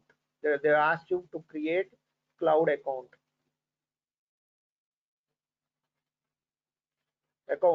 So this is what your task. So what you need to do, you do. So they will tell you how to create that account. They will give you step one. Okay, you need to follow the step one. Okay, you need to follow the Oh, step okay. two. Okay, you need to follow the step three. So here I'm not writing any code here. Just I'm following Okay. what this is what requirements. This is what requirements. See, I always follow what requirements. As a testing team, we not write any code. So in the Mhm. cloud, I'm testing this. I'm able to create a cloud account or not. I'm able to check by following the document. We always follow the documents, the requirement specification documents. We always follow the requirement specification. That is what I told you, right? As a testing team, we always follow what requirements. How you can say that it is working as expected? How can you say it is working as expected? Suppose requirements, what they're given in the requirements and what you are getting in the output, you both are the same, means you can say that it is working as expected. Actual result is equal to expected result. So you Okay. can say that it is working as expected. Okay. Okay. Thank you. So okay, no problem. Okay, good question. So that's one of the most important, guys. So we not required any programming knowledge. Don't worry about the programming. But what I'm trying to say, if you know how cloud works, you're testing some product, means first of all you need to know how that the functionality, right? Without knowing of functionality, how you will test? Understanding, right? So you need to know how it works. What is the technology for that? So first of all, you need to understand. They will give you KT. What is called KT? Anyone know what is called KT? KT means what? Knowledge transfer. Once you get into the organization, right, they won't give immediately to work on that items, okay, and they won't give the immediately to work on the task. They will provide KT session. What is called KT session? KT session is nothing but what? Knowledge transfer. They will tell you how to test and what steps we need to follow. They will tell you each and everything. They will tell you. But as a tester, you need to check whether it is working as per the given requirements are, and as per the functionality, it is working as expected or not. You need to check. Okay, is it clear?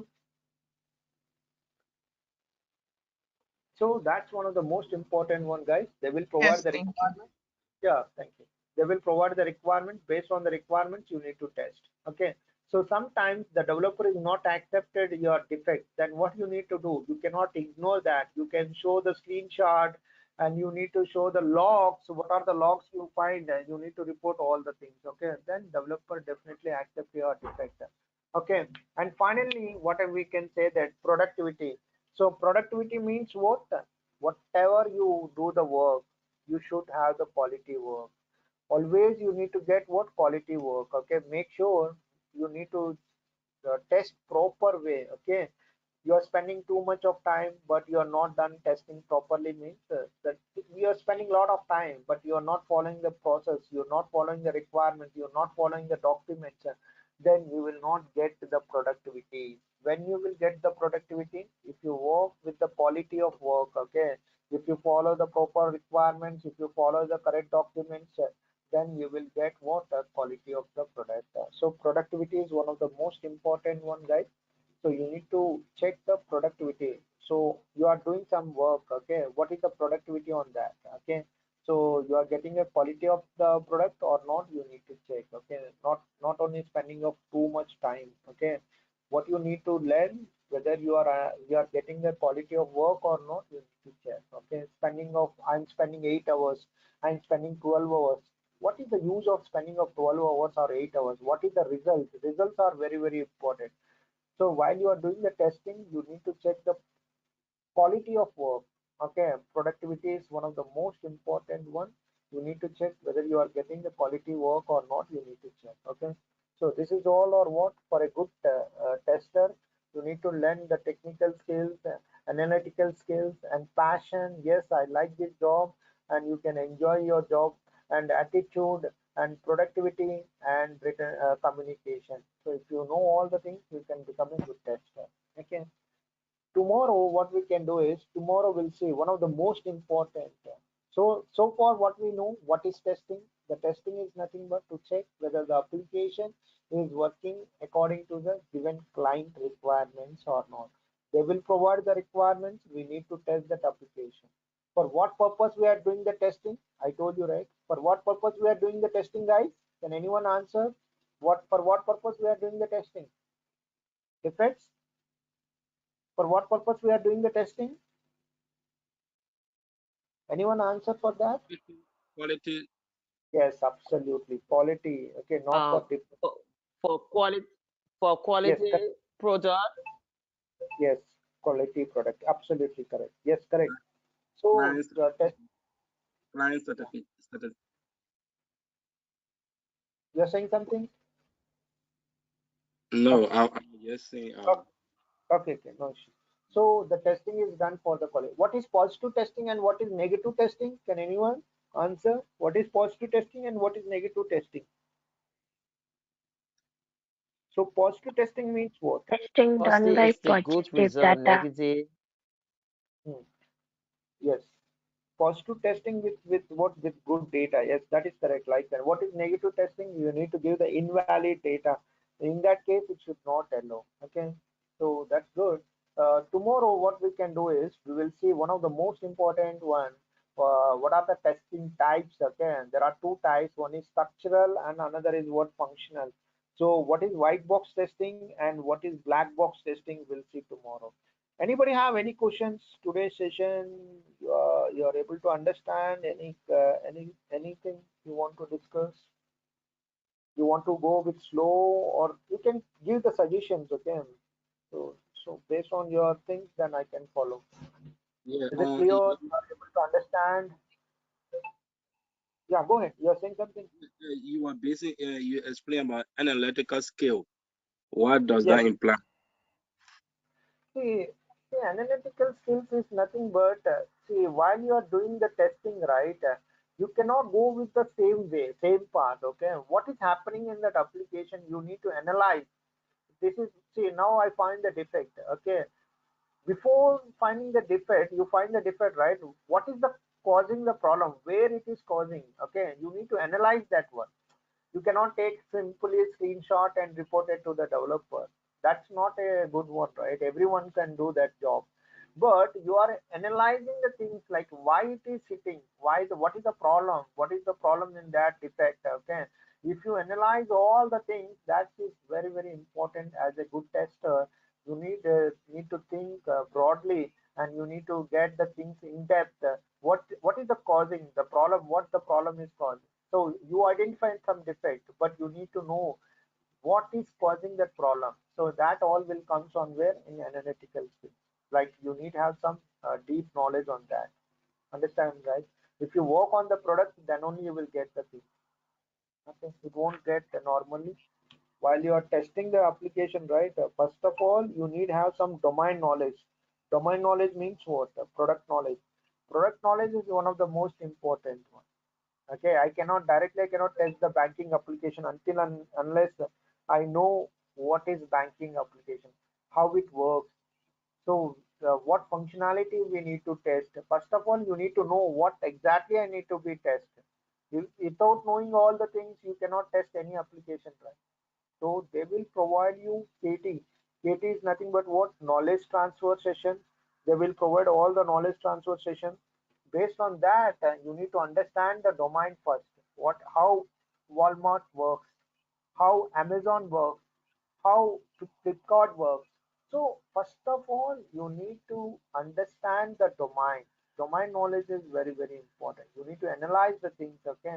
So how it works. So once you know that, then your testing part is very, very, very easy. Very, very easy. Okay. Is it clear? Yeah. Yeah. That's good. Good. Uh, Anybody have any question? I think So how many days is this class? see, it's A week. almost we go with only weekends. We don't have the class. Max, it will take 20-25 classes. Max 20-25. So it's what? It's Wednesday, Thursday, Friday. It starts from Monday to Friday. Also Monday to Friday, so weekend no class. Okay. Yeah, we don't have the class.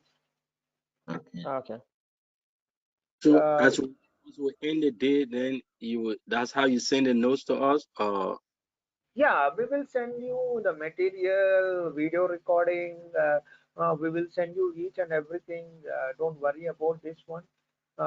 They will provide you material. What we are seeing here right now, what you are seeing in the slide, they will provide a complete material to you.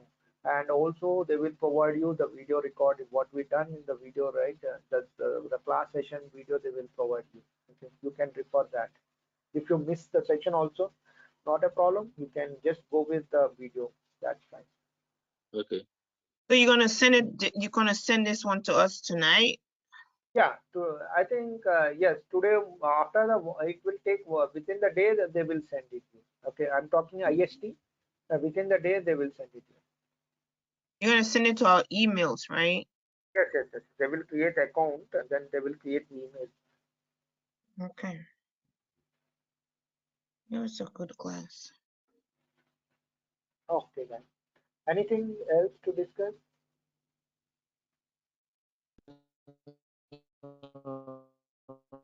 Not really. Okay. Thanks, guys. Thanks for your time. Have a nice day. We'll see you tomorrow. We'll see. We will discuss about what types of testing tomorrow. We'll see. Very interesting. We'll see tomorrow. Thank you, guys. Thanks for your time. Have a nice day. Thank you.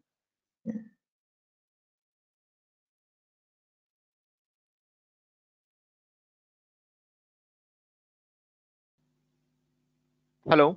Yes, we can hear you. Hey, good morning. I'm really sorry, my system was restarted, so that's the reason it took me almost 10 minutes. Okay. Okay. That's good.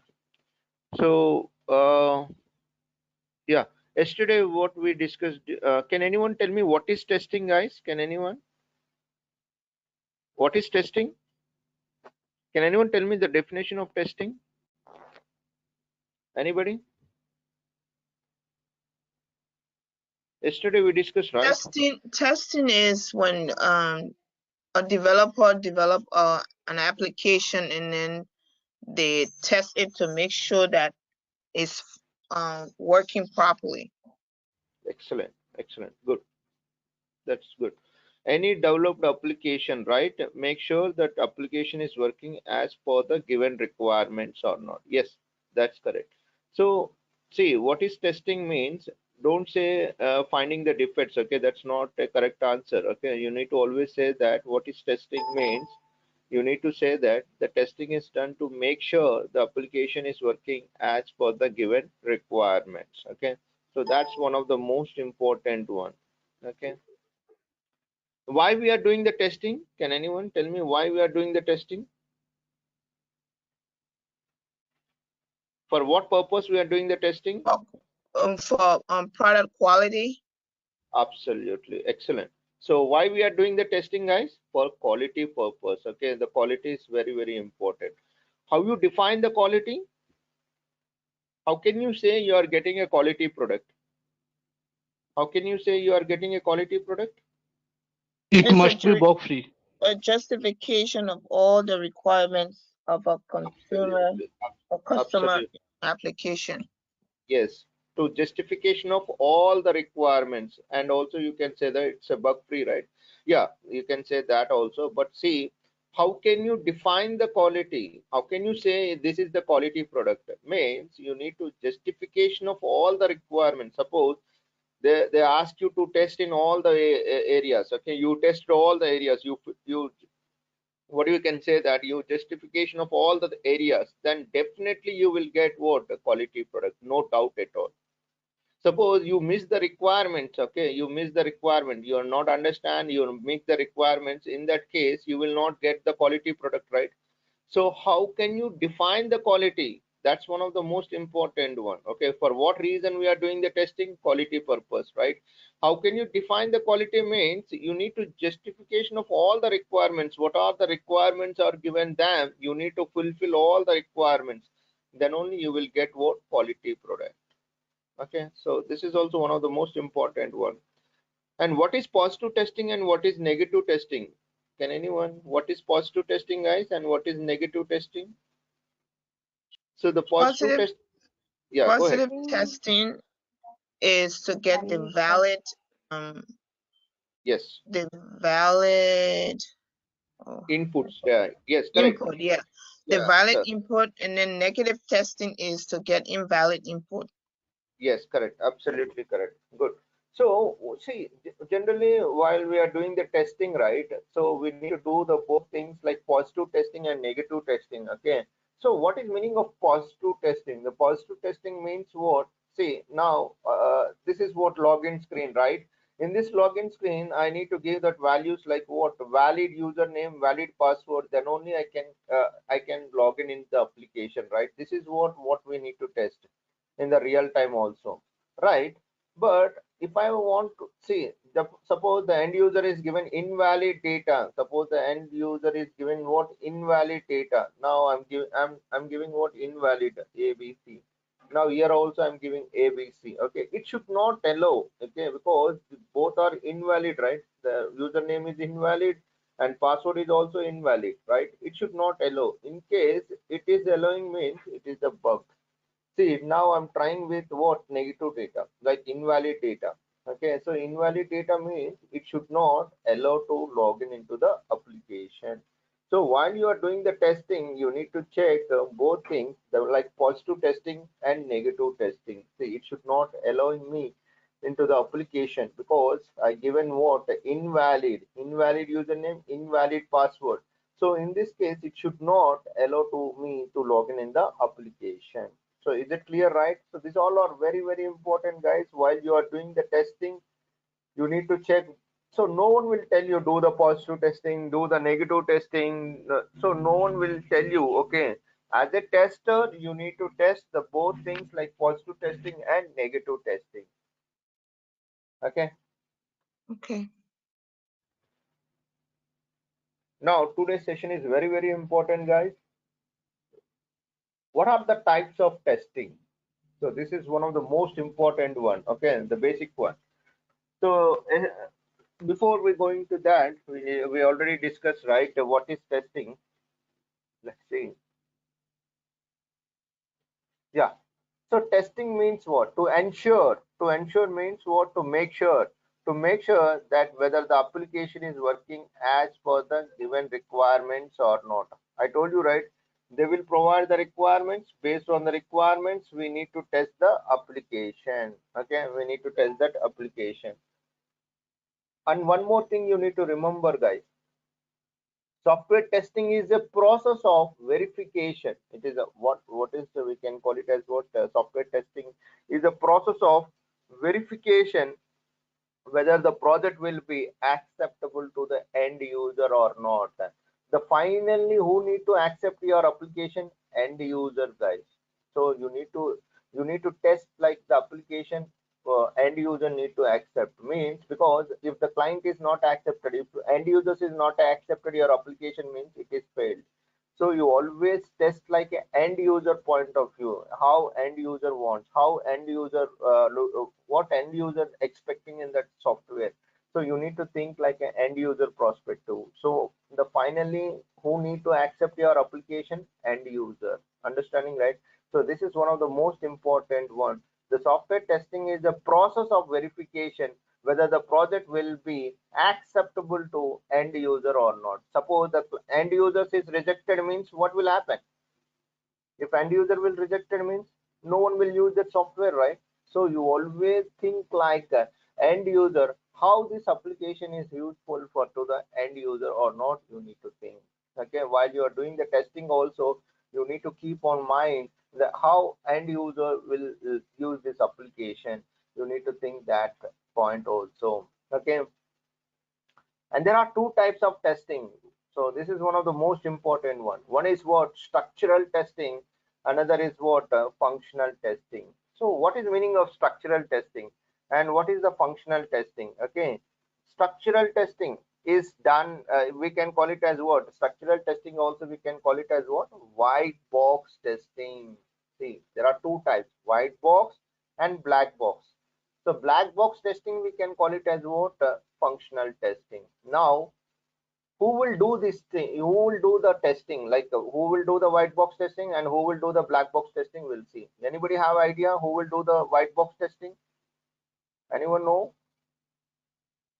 Okay, I will explain you. Okay, don't worry. So far we know what is testing. Now we are telling the testing are two types. One is what? Structural testing, another is what? Functional testing. The structural testing we can call it as what? White box testing. So who will do the white box testing? Let's see. Who will do the white box testing? We'll see. The testing is based on knowledge of internal logic of application code. If you know the code, okay, if you know the code, so what kind of testing you will do? White box testing. So generally, who knows the coding? Can anyone tell me who knows the code? Developer or tester? Who knows the code? So generally, Developers. yeah, developer, right? So what we can easily say that white box testing is done by developers. Developers. Yeah, simple. No need to worry about in this. So simply you can say that white box testing is done by the developer. Now, why developer need to test? We already there, right? QA team is already there, right? Then why the development team need to test? Can anyone tell me why? Is it required? Why developer need to test that application? But make sure it's okay on the right track. Absolutely excellent. Yes, to make sure it is in the right track or not. Hey, correct. Absolutely correct. Because see, I'm writing some code, right? I need to check before I need to send to the QA, right? What I'm writing the code as a developer, I'm implementing the code. Or what I'm writing the code, I cannot directly send to anybody, right? Before I'm sending to anyone, I need to check whether my code is working properly or not. So that's the reason the white box done by the developer. So simply you can say that the testing is based on knowledge of internal logic of application code. If you know the code, so what kind of testing you will do? You will do the white box testing. The internal software code working should be known for this type of testing. If you know the code, if you know the logic, then what kind of testing we can do? We can do the white box testing. So we know, right, who knows the code, who knows the logic. So generally this logic and code knows by the developer only. So you can simply say that white box testing is done by the developer. Simply, no Okay. need to you no need to ask anyone. Simply, white box testing is done by the developer. Why we can call it is a white box? Because I'm able to see the code. See, the developer can able to see the code. So that's the reason they call it as it's what white box. White box means in the white box, if you write anything, we can able to see that code, right? So that's the reason they call it as it's a white box. Okay, so or as they call it as a structural testing. Okay, so generally they call it as a white box. Okay, see, the test based on the coverage of code statement, branches, path and condition. Developer is always to test this all the things, whether the code statement is working correctly or not, branches is correctly working or not, path is working correctly or not, conditions are working correctly or not, if condition, all the things. Okay, don't worry, we never involve that. So always unit testing. Generally, we can call it as what? White box testing. We can call it as what? Unit testing. So whenever the development is done, right, then the developer will do what kind of testing? Unit level testing. So once the unit level testing is done, then they will, so unit level or a component testing. Okay, unit and or component testing or belongings to what? White box testing. So this is one of the most important interview question, guys. What is structural testing or what is white box testing, or they will ask you what is unit level testing. So unit level testing is always done by the developer because they know the internal logic of the code, and before they sending to the QA, at least one time they need to check whether my code is working properly or not. So that's the reason that we can call it as it's a white box testing. There are many names: glass box, transparent box, open box, clear box. So the people are call it as like many box. I'm calling as it's a white box. Some people they call it as what? Transparent box. Some people call it as what? Open box. Some people are call it as what? Clear box. So but all are belongings to what? White box testing only. So there are many names. Okay, don't confuse here. Okay, white box also known as clear box. Clear box means what? I'm able to see the code. Open box, I'm able to see the code. Glass box, I'm able to see the code. Transparent box, transparent box means I'm able to see the code. So there are many names will be there. Okay, so white, you need to only remember one point: the white box testing is done by the developer. At least before they sending to the QA, at least they need to check whether my code is working properly or not. Okay, is it clear? Anybody have any question here? So this is one of the most important one, guys. Yeah, it's clear. Okay, good.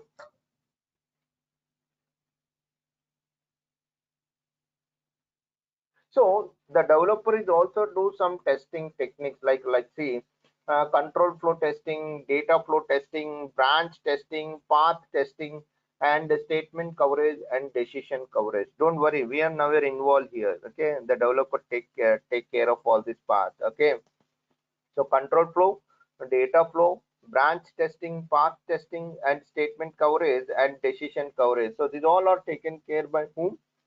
Your developer. Okay, so structural testing is also called as what? White box testing. Now, one of the most important one, guys, what is this? Black box testing. See, this who will do? Anyone have an idea? Who will do the black box testing? The black box Tester. testing tester. Yes, correct. The testing team will do what? Black box testing. Why they call it as it's a black box? See, we are not see any code. See, if you observe that, we can test any kind of application. I can test any kind of application. I can test Java related application. I can test the .NET related application. I can test Python related application. See, I've never see the code. Understanding, right? We never got the chance to see the code also. Okay, so that's the reason they will call it as what? It's a black box testing. Then how you will test, guys? Can anyone tell me how you will test? We don't know the code. Then how you will test? In what basis you are testing? Anybody We have idea? can yes, we can test it manually by writing test cases. Yeah, the test cases and all the things. But here we don't know any code, right? Any code and anything is nothing. Here it's a what? It's a completely black box. Then how you will test? In what base you are able to test that application? You want to Based on, test the functionality yes, to make based sure on that requirement. So this is what they will provide, right? I told you, right? So they will provide you what? Requirements. Based on the requirements and based on the functionality, we need to test because we never see the code. So that's the reason we can test any kind of application. You just ask me to test Amazon application, I'm ready to test. And if you ask me to test the Flipkart application, we are ready to test because we never see the code. Yesterday someone asked, right, do you know the programming knowledge? No, not required.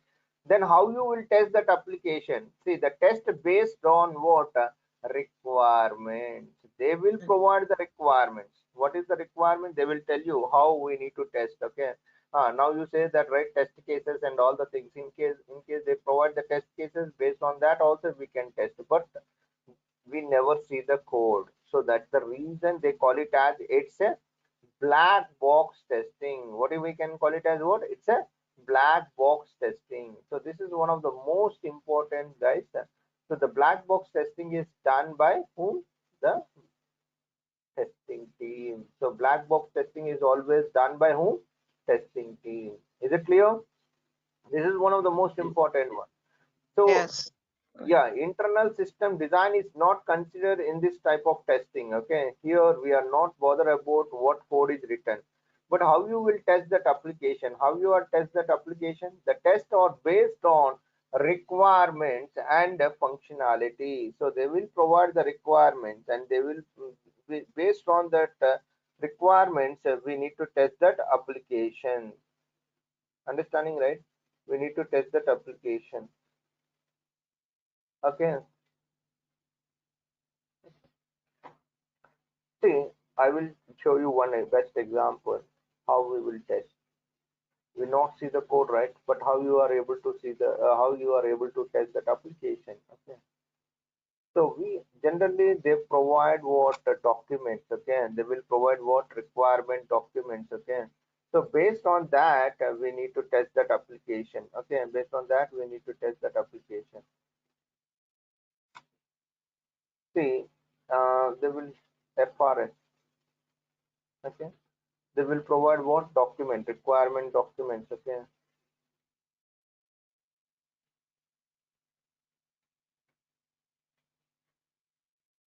Hmm. Now we need to test that application. How we need to test that application? So they will provide you what requirement specification document, right? So this document they will provide you. Okay.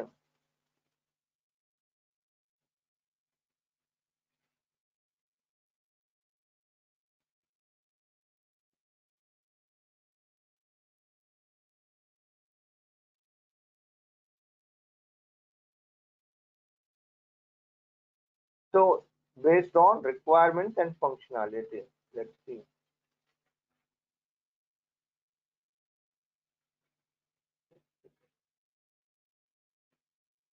See. Now they will provide this one was what document, right? See, simply they will give you what requirements. See, this is what requirement. So you need to understand this is what requirements. See, this is what on the project. In the project, login page will be there, right? In this login page, the fields is like what? User ID and password will be there.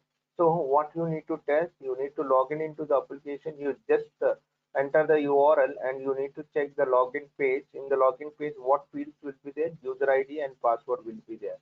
Suppose if you log in with valid user ID, admin valid user ID password, click on the login button means what page should come? It should come admin home page. It should come what? Admin home page. So you are able to see what? Admin home page. If you log in with the branch manager, what page should come? It should come branch manager home page should be displayed. So like that, they will provide you what requirements. They will provide you what requirements. If you log in with agent, what page should come? Agent home page should come. So see here, we are not depending on the code. So we are depending on what? Requirement. Requirement. Yes, yes, correct. This is what if you this is one of the most important one. We are depending on what requirements. They will provide the requirements. As a tester, I don't know what code is written in the back end. What is the as a tester, I just log in with what user ID and password, and I need to click the login button. Then it will take us me directly what an admin home page, right?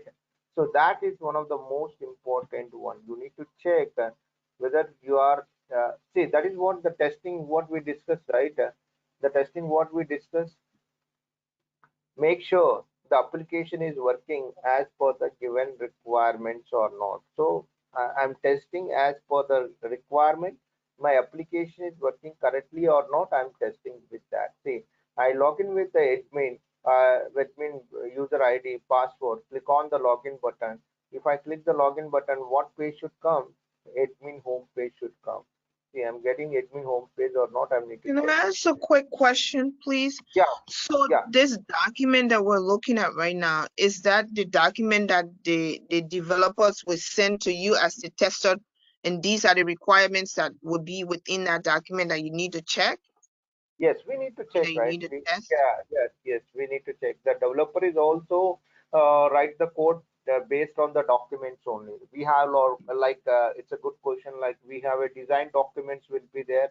So based on the design documents, the developer and they implemented the code. Once it is done, then once the development is done, right, then they will move to the QA. Now, as a QA, we don't know the code and we never see the code. Then how you will test this one based on the requirements? So in the requirements, it's very clearly mentioned that login with valid username, valid password. Click on the login button means you can able to see what admin home page. So this is the way you need to test that up. Is it clear? Yes, thank you. Okay.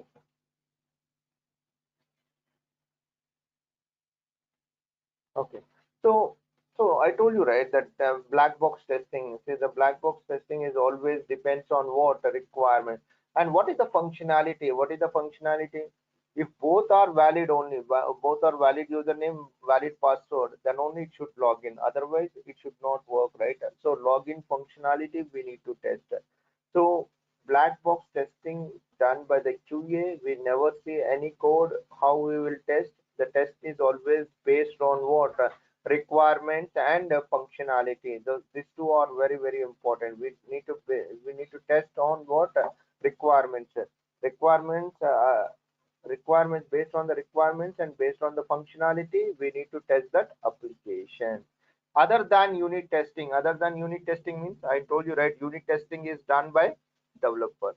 Other than unit testing, remaining types belongings to what? Black box testing only. So in real time, we are the black box testers. We are the functional testers. Okay, we will do we will do what functionality. We need to check the functionality and we need to check whether the application is working as per the given requirements and functionality. Okay, is it clear? Anybody have any questions? It's very very important. The testing are two types: structural and functional. The structural testing is done by the developer and functional testing is done by the QA. Okay, anybody have any questions here?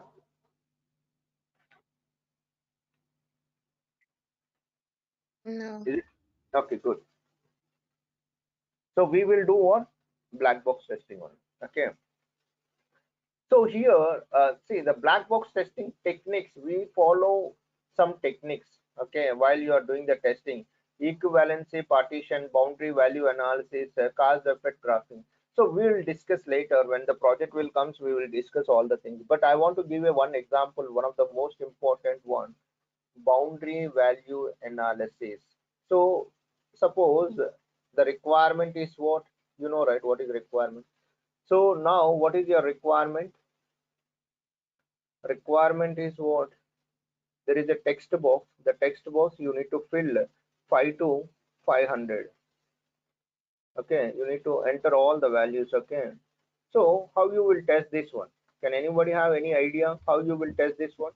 You will go with 5, 6, 7 like that, or you have any idea how you will test this one?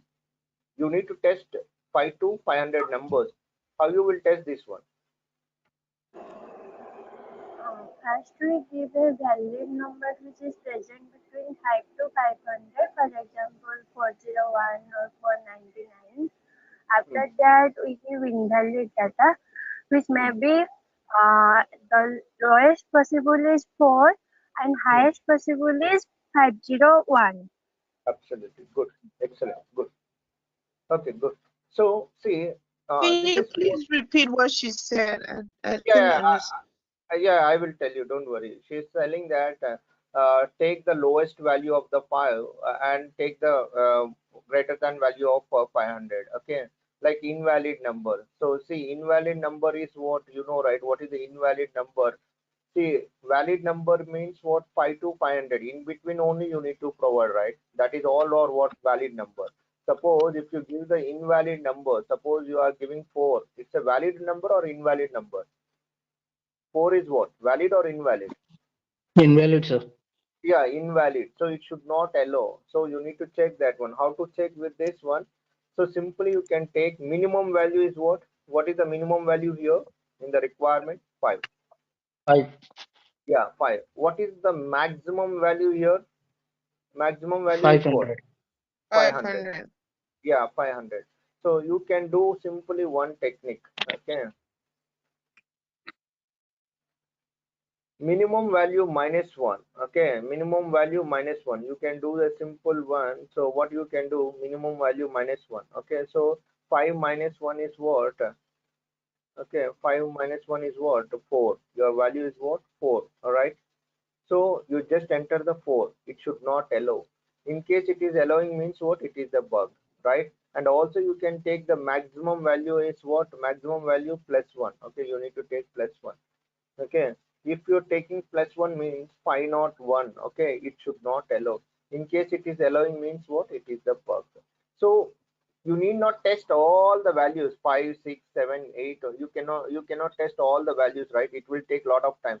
So what you can do, you can use BVA. What is called BVA? Boundary value analysis. Take the minimum value, take the maximum value. Minimum value minus 1. Okay, less than 1. Okay, you can take minimum value. 5 minus 1 is what? 4. 4 is invalid, right? It should not allow. In case it is allowing means what? It is a bug. Similar way, you can take the 500. Okay, greater than value you can take plus 1. Okay, 5 not 1, it should not allow, because if it is allowing means what? That is the bug. Understanding, right? So this is the way you need to test that application. Okay, because there are large numbers will be there. You cannot test 5, 6, 7, 8, 9 like that. You cannot test that one. So you need to take what? A minimum value, and you need to take what? Maximum value. Minimum value minus 1 and maximum value plus 1. So it should not allow. Okay, 4 is allowing means that is a bug. 5 not 1 is allowing means that is a bug. And also you need to test in between. In between you can take any number, it should work. Suppose you can take 400, it should work, because in between. Okay, you can take 9, it should be work. Randomly you can test that one. So this is the way we need to test boundary value analysis. So where we can use this one? This is one of the most important one where we can use. Now in the document, see, this is one of the most important one. Let's see how we will work.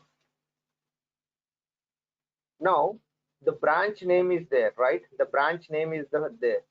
The branch name, the field is accepted is what? How many characters you need to enter in the branch name? 4 to 15 alpha numerical values only. 4 to 15, right? So what here you can use what? BVA. How you will use the BVA? So you can simply do one thing, like 4 minus 1. How many? 3. If you enter the 3 characters, it should not allow. If you enter the 3 characters, that is what? Invalid data. Understand? If you enter the 15 plus 1, 16 characters, suppose you are entering the 16 characters, it should not allow. If it is allowing means what? That is the bug. So in the fields like the branch name, branch code, there are a lot of fields while you are testing the application, right? They will give you some requirements. Okay, what is the requirement here? 4 to 15 alpha numerical value only. Means what are the you are giving the input, right? That input should be the rate should be what? 4 to 15 only. But if you are giving 3 characters, that is invalid. If you are giving more than 16 characters, more than 15 characters, that is invalid. So in this case, what technique we are using? BVA. What is called BVA? BVA is nothing but what? Boundary value analysis. Is it clear now?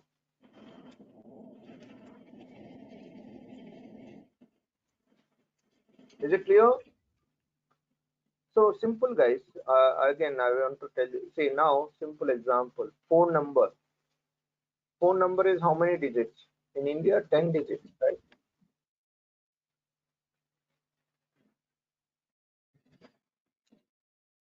Phone number is what? A 10-digit number. Now I want to check the BVA. BVA means what? Boundary value analysis. So I told you, right? 10 minus 1. Okay, you need to test like 10 minus 1. Like how much? 9. Right? 9 digits. Yeah, 9. So it should not allow, right? This is the word. This should not allow. 9 digit is not allowed. And what I'm doing, one more test case. I'm doing what? 10 plus 1. 10 plus 1, how much?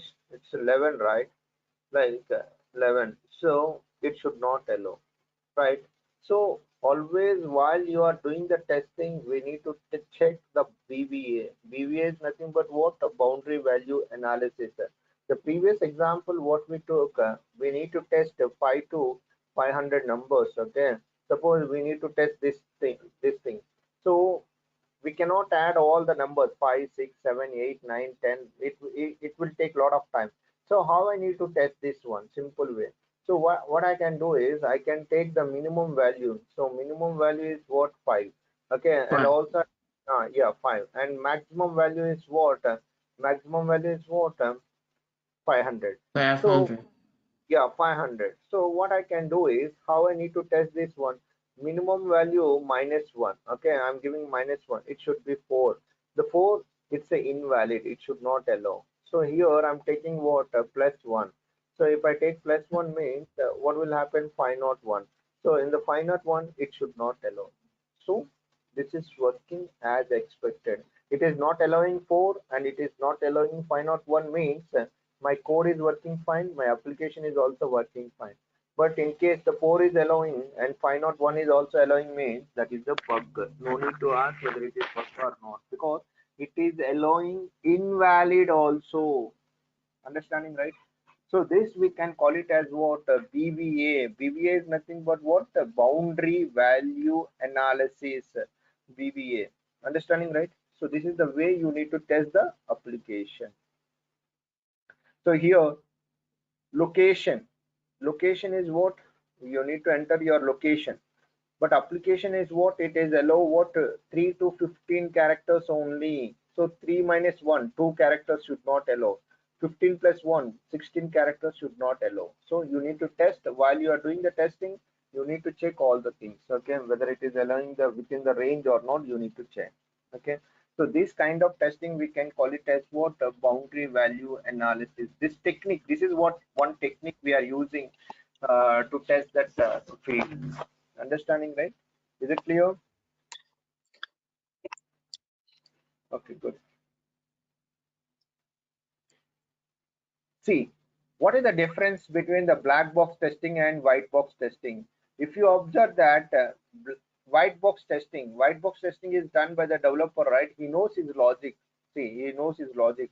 He knows his output. He knows the code. He knows the code because he can able to see the code and all the things. Okay. He knows his logic. He knows his input and he knows his output also. So the developer is always depends on its logic and the application code. The always depends on. When you're talking about testing team, like we are QA. See, we are giving the input. We are getting some output, right? How can you say this output is correct or right? How can you say? Can anyone tell me? You are giving input and you are getting some output, right? This output is correct or not? How can you say? You are getting a lot of questions, right? Whether it is correct or right, or whether it is wrong, or whether it is right. How can you say this output is right? Can anyone tell me how can you guess this output is correct or If not? the Based I on the think HRD if the document. oh, I'm Hmm. sorry. I Sorry, think come if the output matches the in.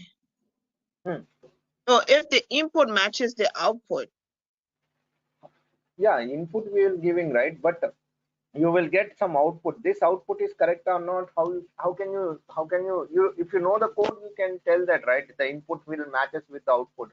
But you are giving input, you will get some output, right? This output is correct or not? How can you say? How can you guess that this is correct? I told you, right? The testing team is always depends on always. Requirements. Yeah. So you need to refer the requirement. Just you give the input and you need to refer what requirement document. So here what will happen? That's correct. You are very near to that. So now what you do? You don't know what code is written there. You are giving what input? You are giving what input? Valid username, valid password. Now you are clicking the login button. Right now you are clicking the login button. Then what is the output? Suppose you are able to see admin homepage means as per the given requirements you are able to see output as a admin homepage means it is working as expected. Understanding, right? Suppose you are not getting admin homepage, you are getting some different page. Then it's a bug. So in the based on the requirements, they will provide. I told you, right? They will provide the requirements. Based on this requirements only, you need to test that application. We don't know the code, right? If you know the code, you can guess what page should come. But we don't know code. We are just giving the inputs based on the requirements. You are giving the input is what? Valid username, valid password. You are giving both are valid only. Now what you are doing? You are clicking on the login button. So it will take us what? Admin homepage. Suppose if you are getting admin homepage means what you can say that your application is working as expected. Suppose you are not getting the admin homepage, you are getting some different other pages, then you can reject it. Simply you can reject it. Hey, it is not working as per the given requirement. Understanding, right? So this is what one of the most important. The testing team is always depends on requirements and functionality. Is it clear? So we Yeah. always, yeah, we never depend on the code. Okay, we don't know the code. If you depend on the code means we can write the code and we can do all the things, but we never depend on the code. Understanding, right? We just given that input as per the given requirement and we check that output is getting correctly or not. We need to check that is what we need to do. So that is what the black box testers is always depends on requirements and functionality. Is it clear? Okay, good. Now, so today's sessions are very, very important. So generally the people are asked black box testing required programming knowledge? No, not required. If you want to go for a testing site, manual testing site, manual, not automation, manual testing site, the programming knowledge is not at all required. Implementation knowledge, logic, and all the things also not required. Always be based on what requirement specifications. I told you, right? We always depends on what the requirement specifications. We always depends on what requirement specification documents. Okay. What about developer side? Suppose you want to go for a developer side. Suppose you want to go with the development team. Programming knowledge, yes, it is required. Implementation knowledge, yes, it is required. The developers is always depends on what detailed designs and requirements. Understanding, right? So this is what the difference between the black box tester and white box tester. So today what we learn, what are the testing types? There are two types. One is structural, another is what functional. The structural testing is done by the developer and the functional testing is done by the testing. Why the developer need to do the testing? Interview question. Yes, they need to check at least one time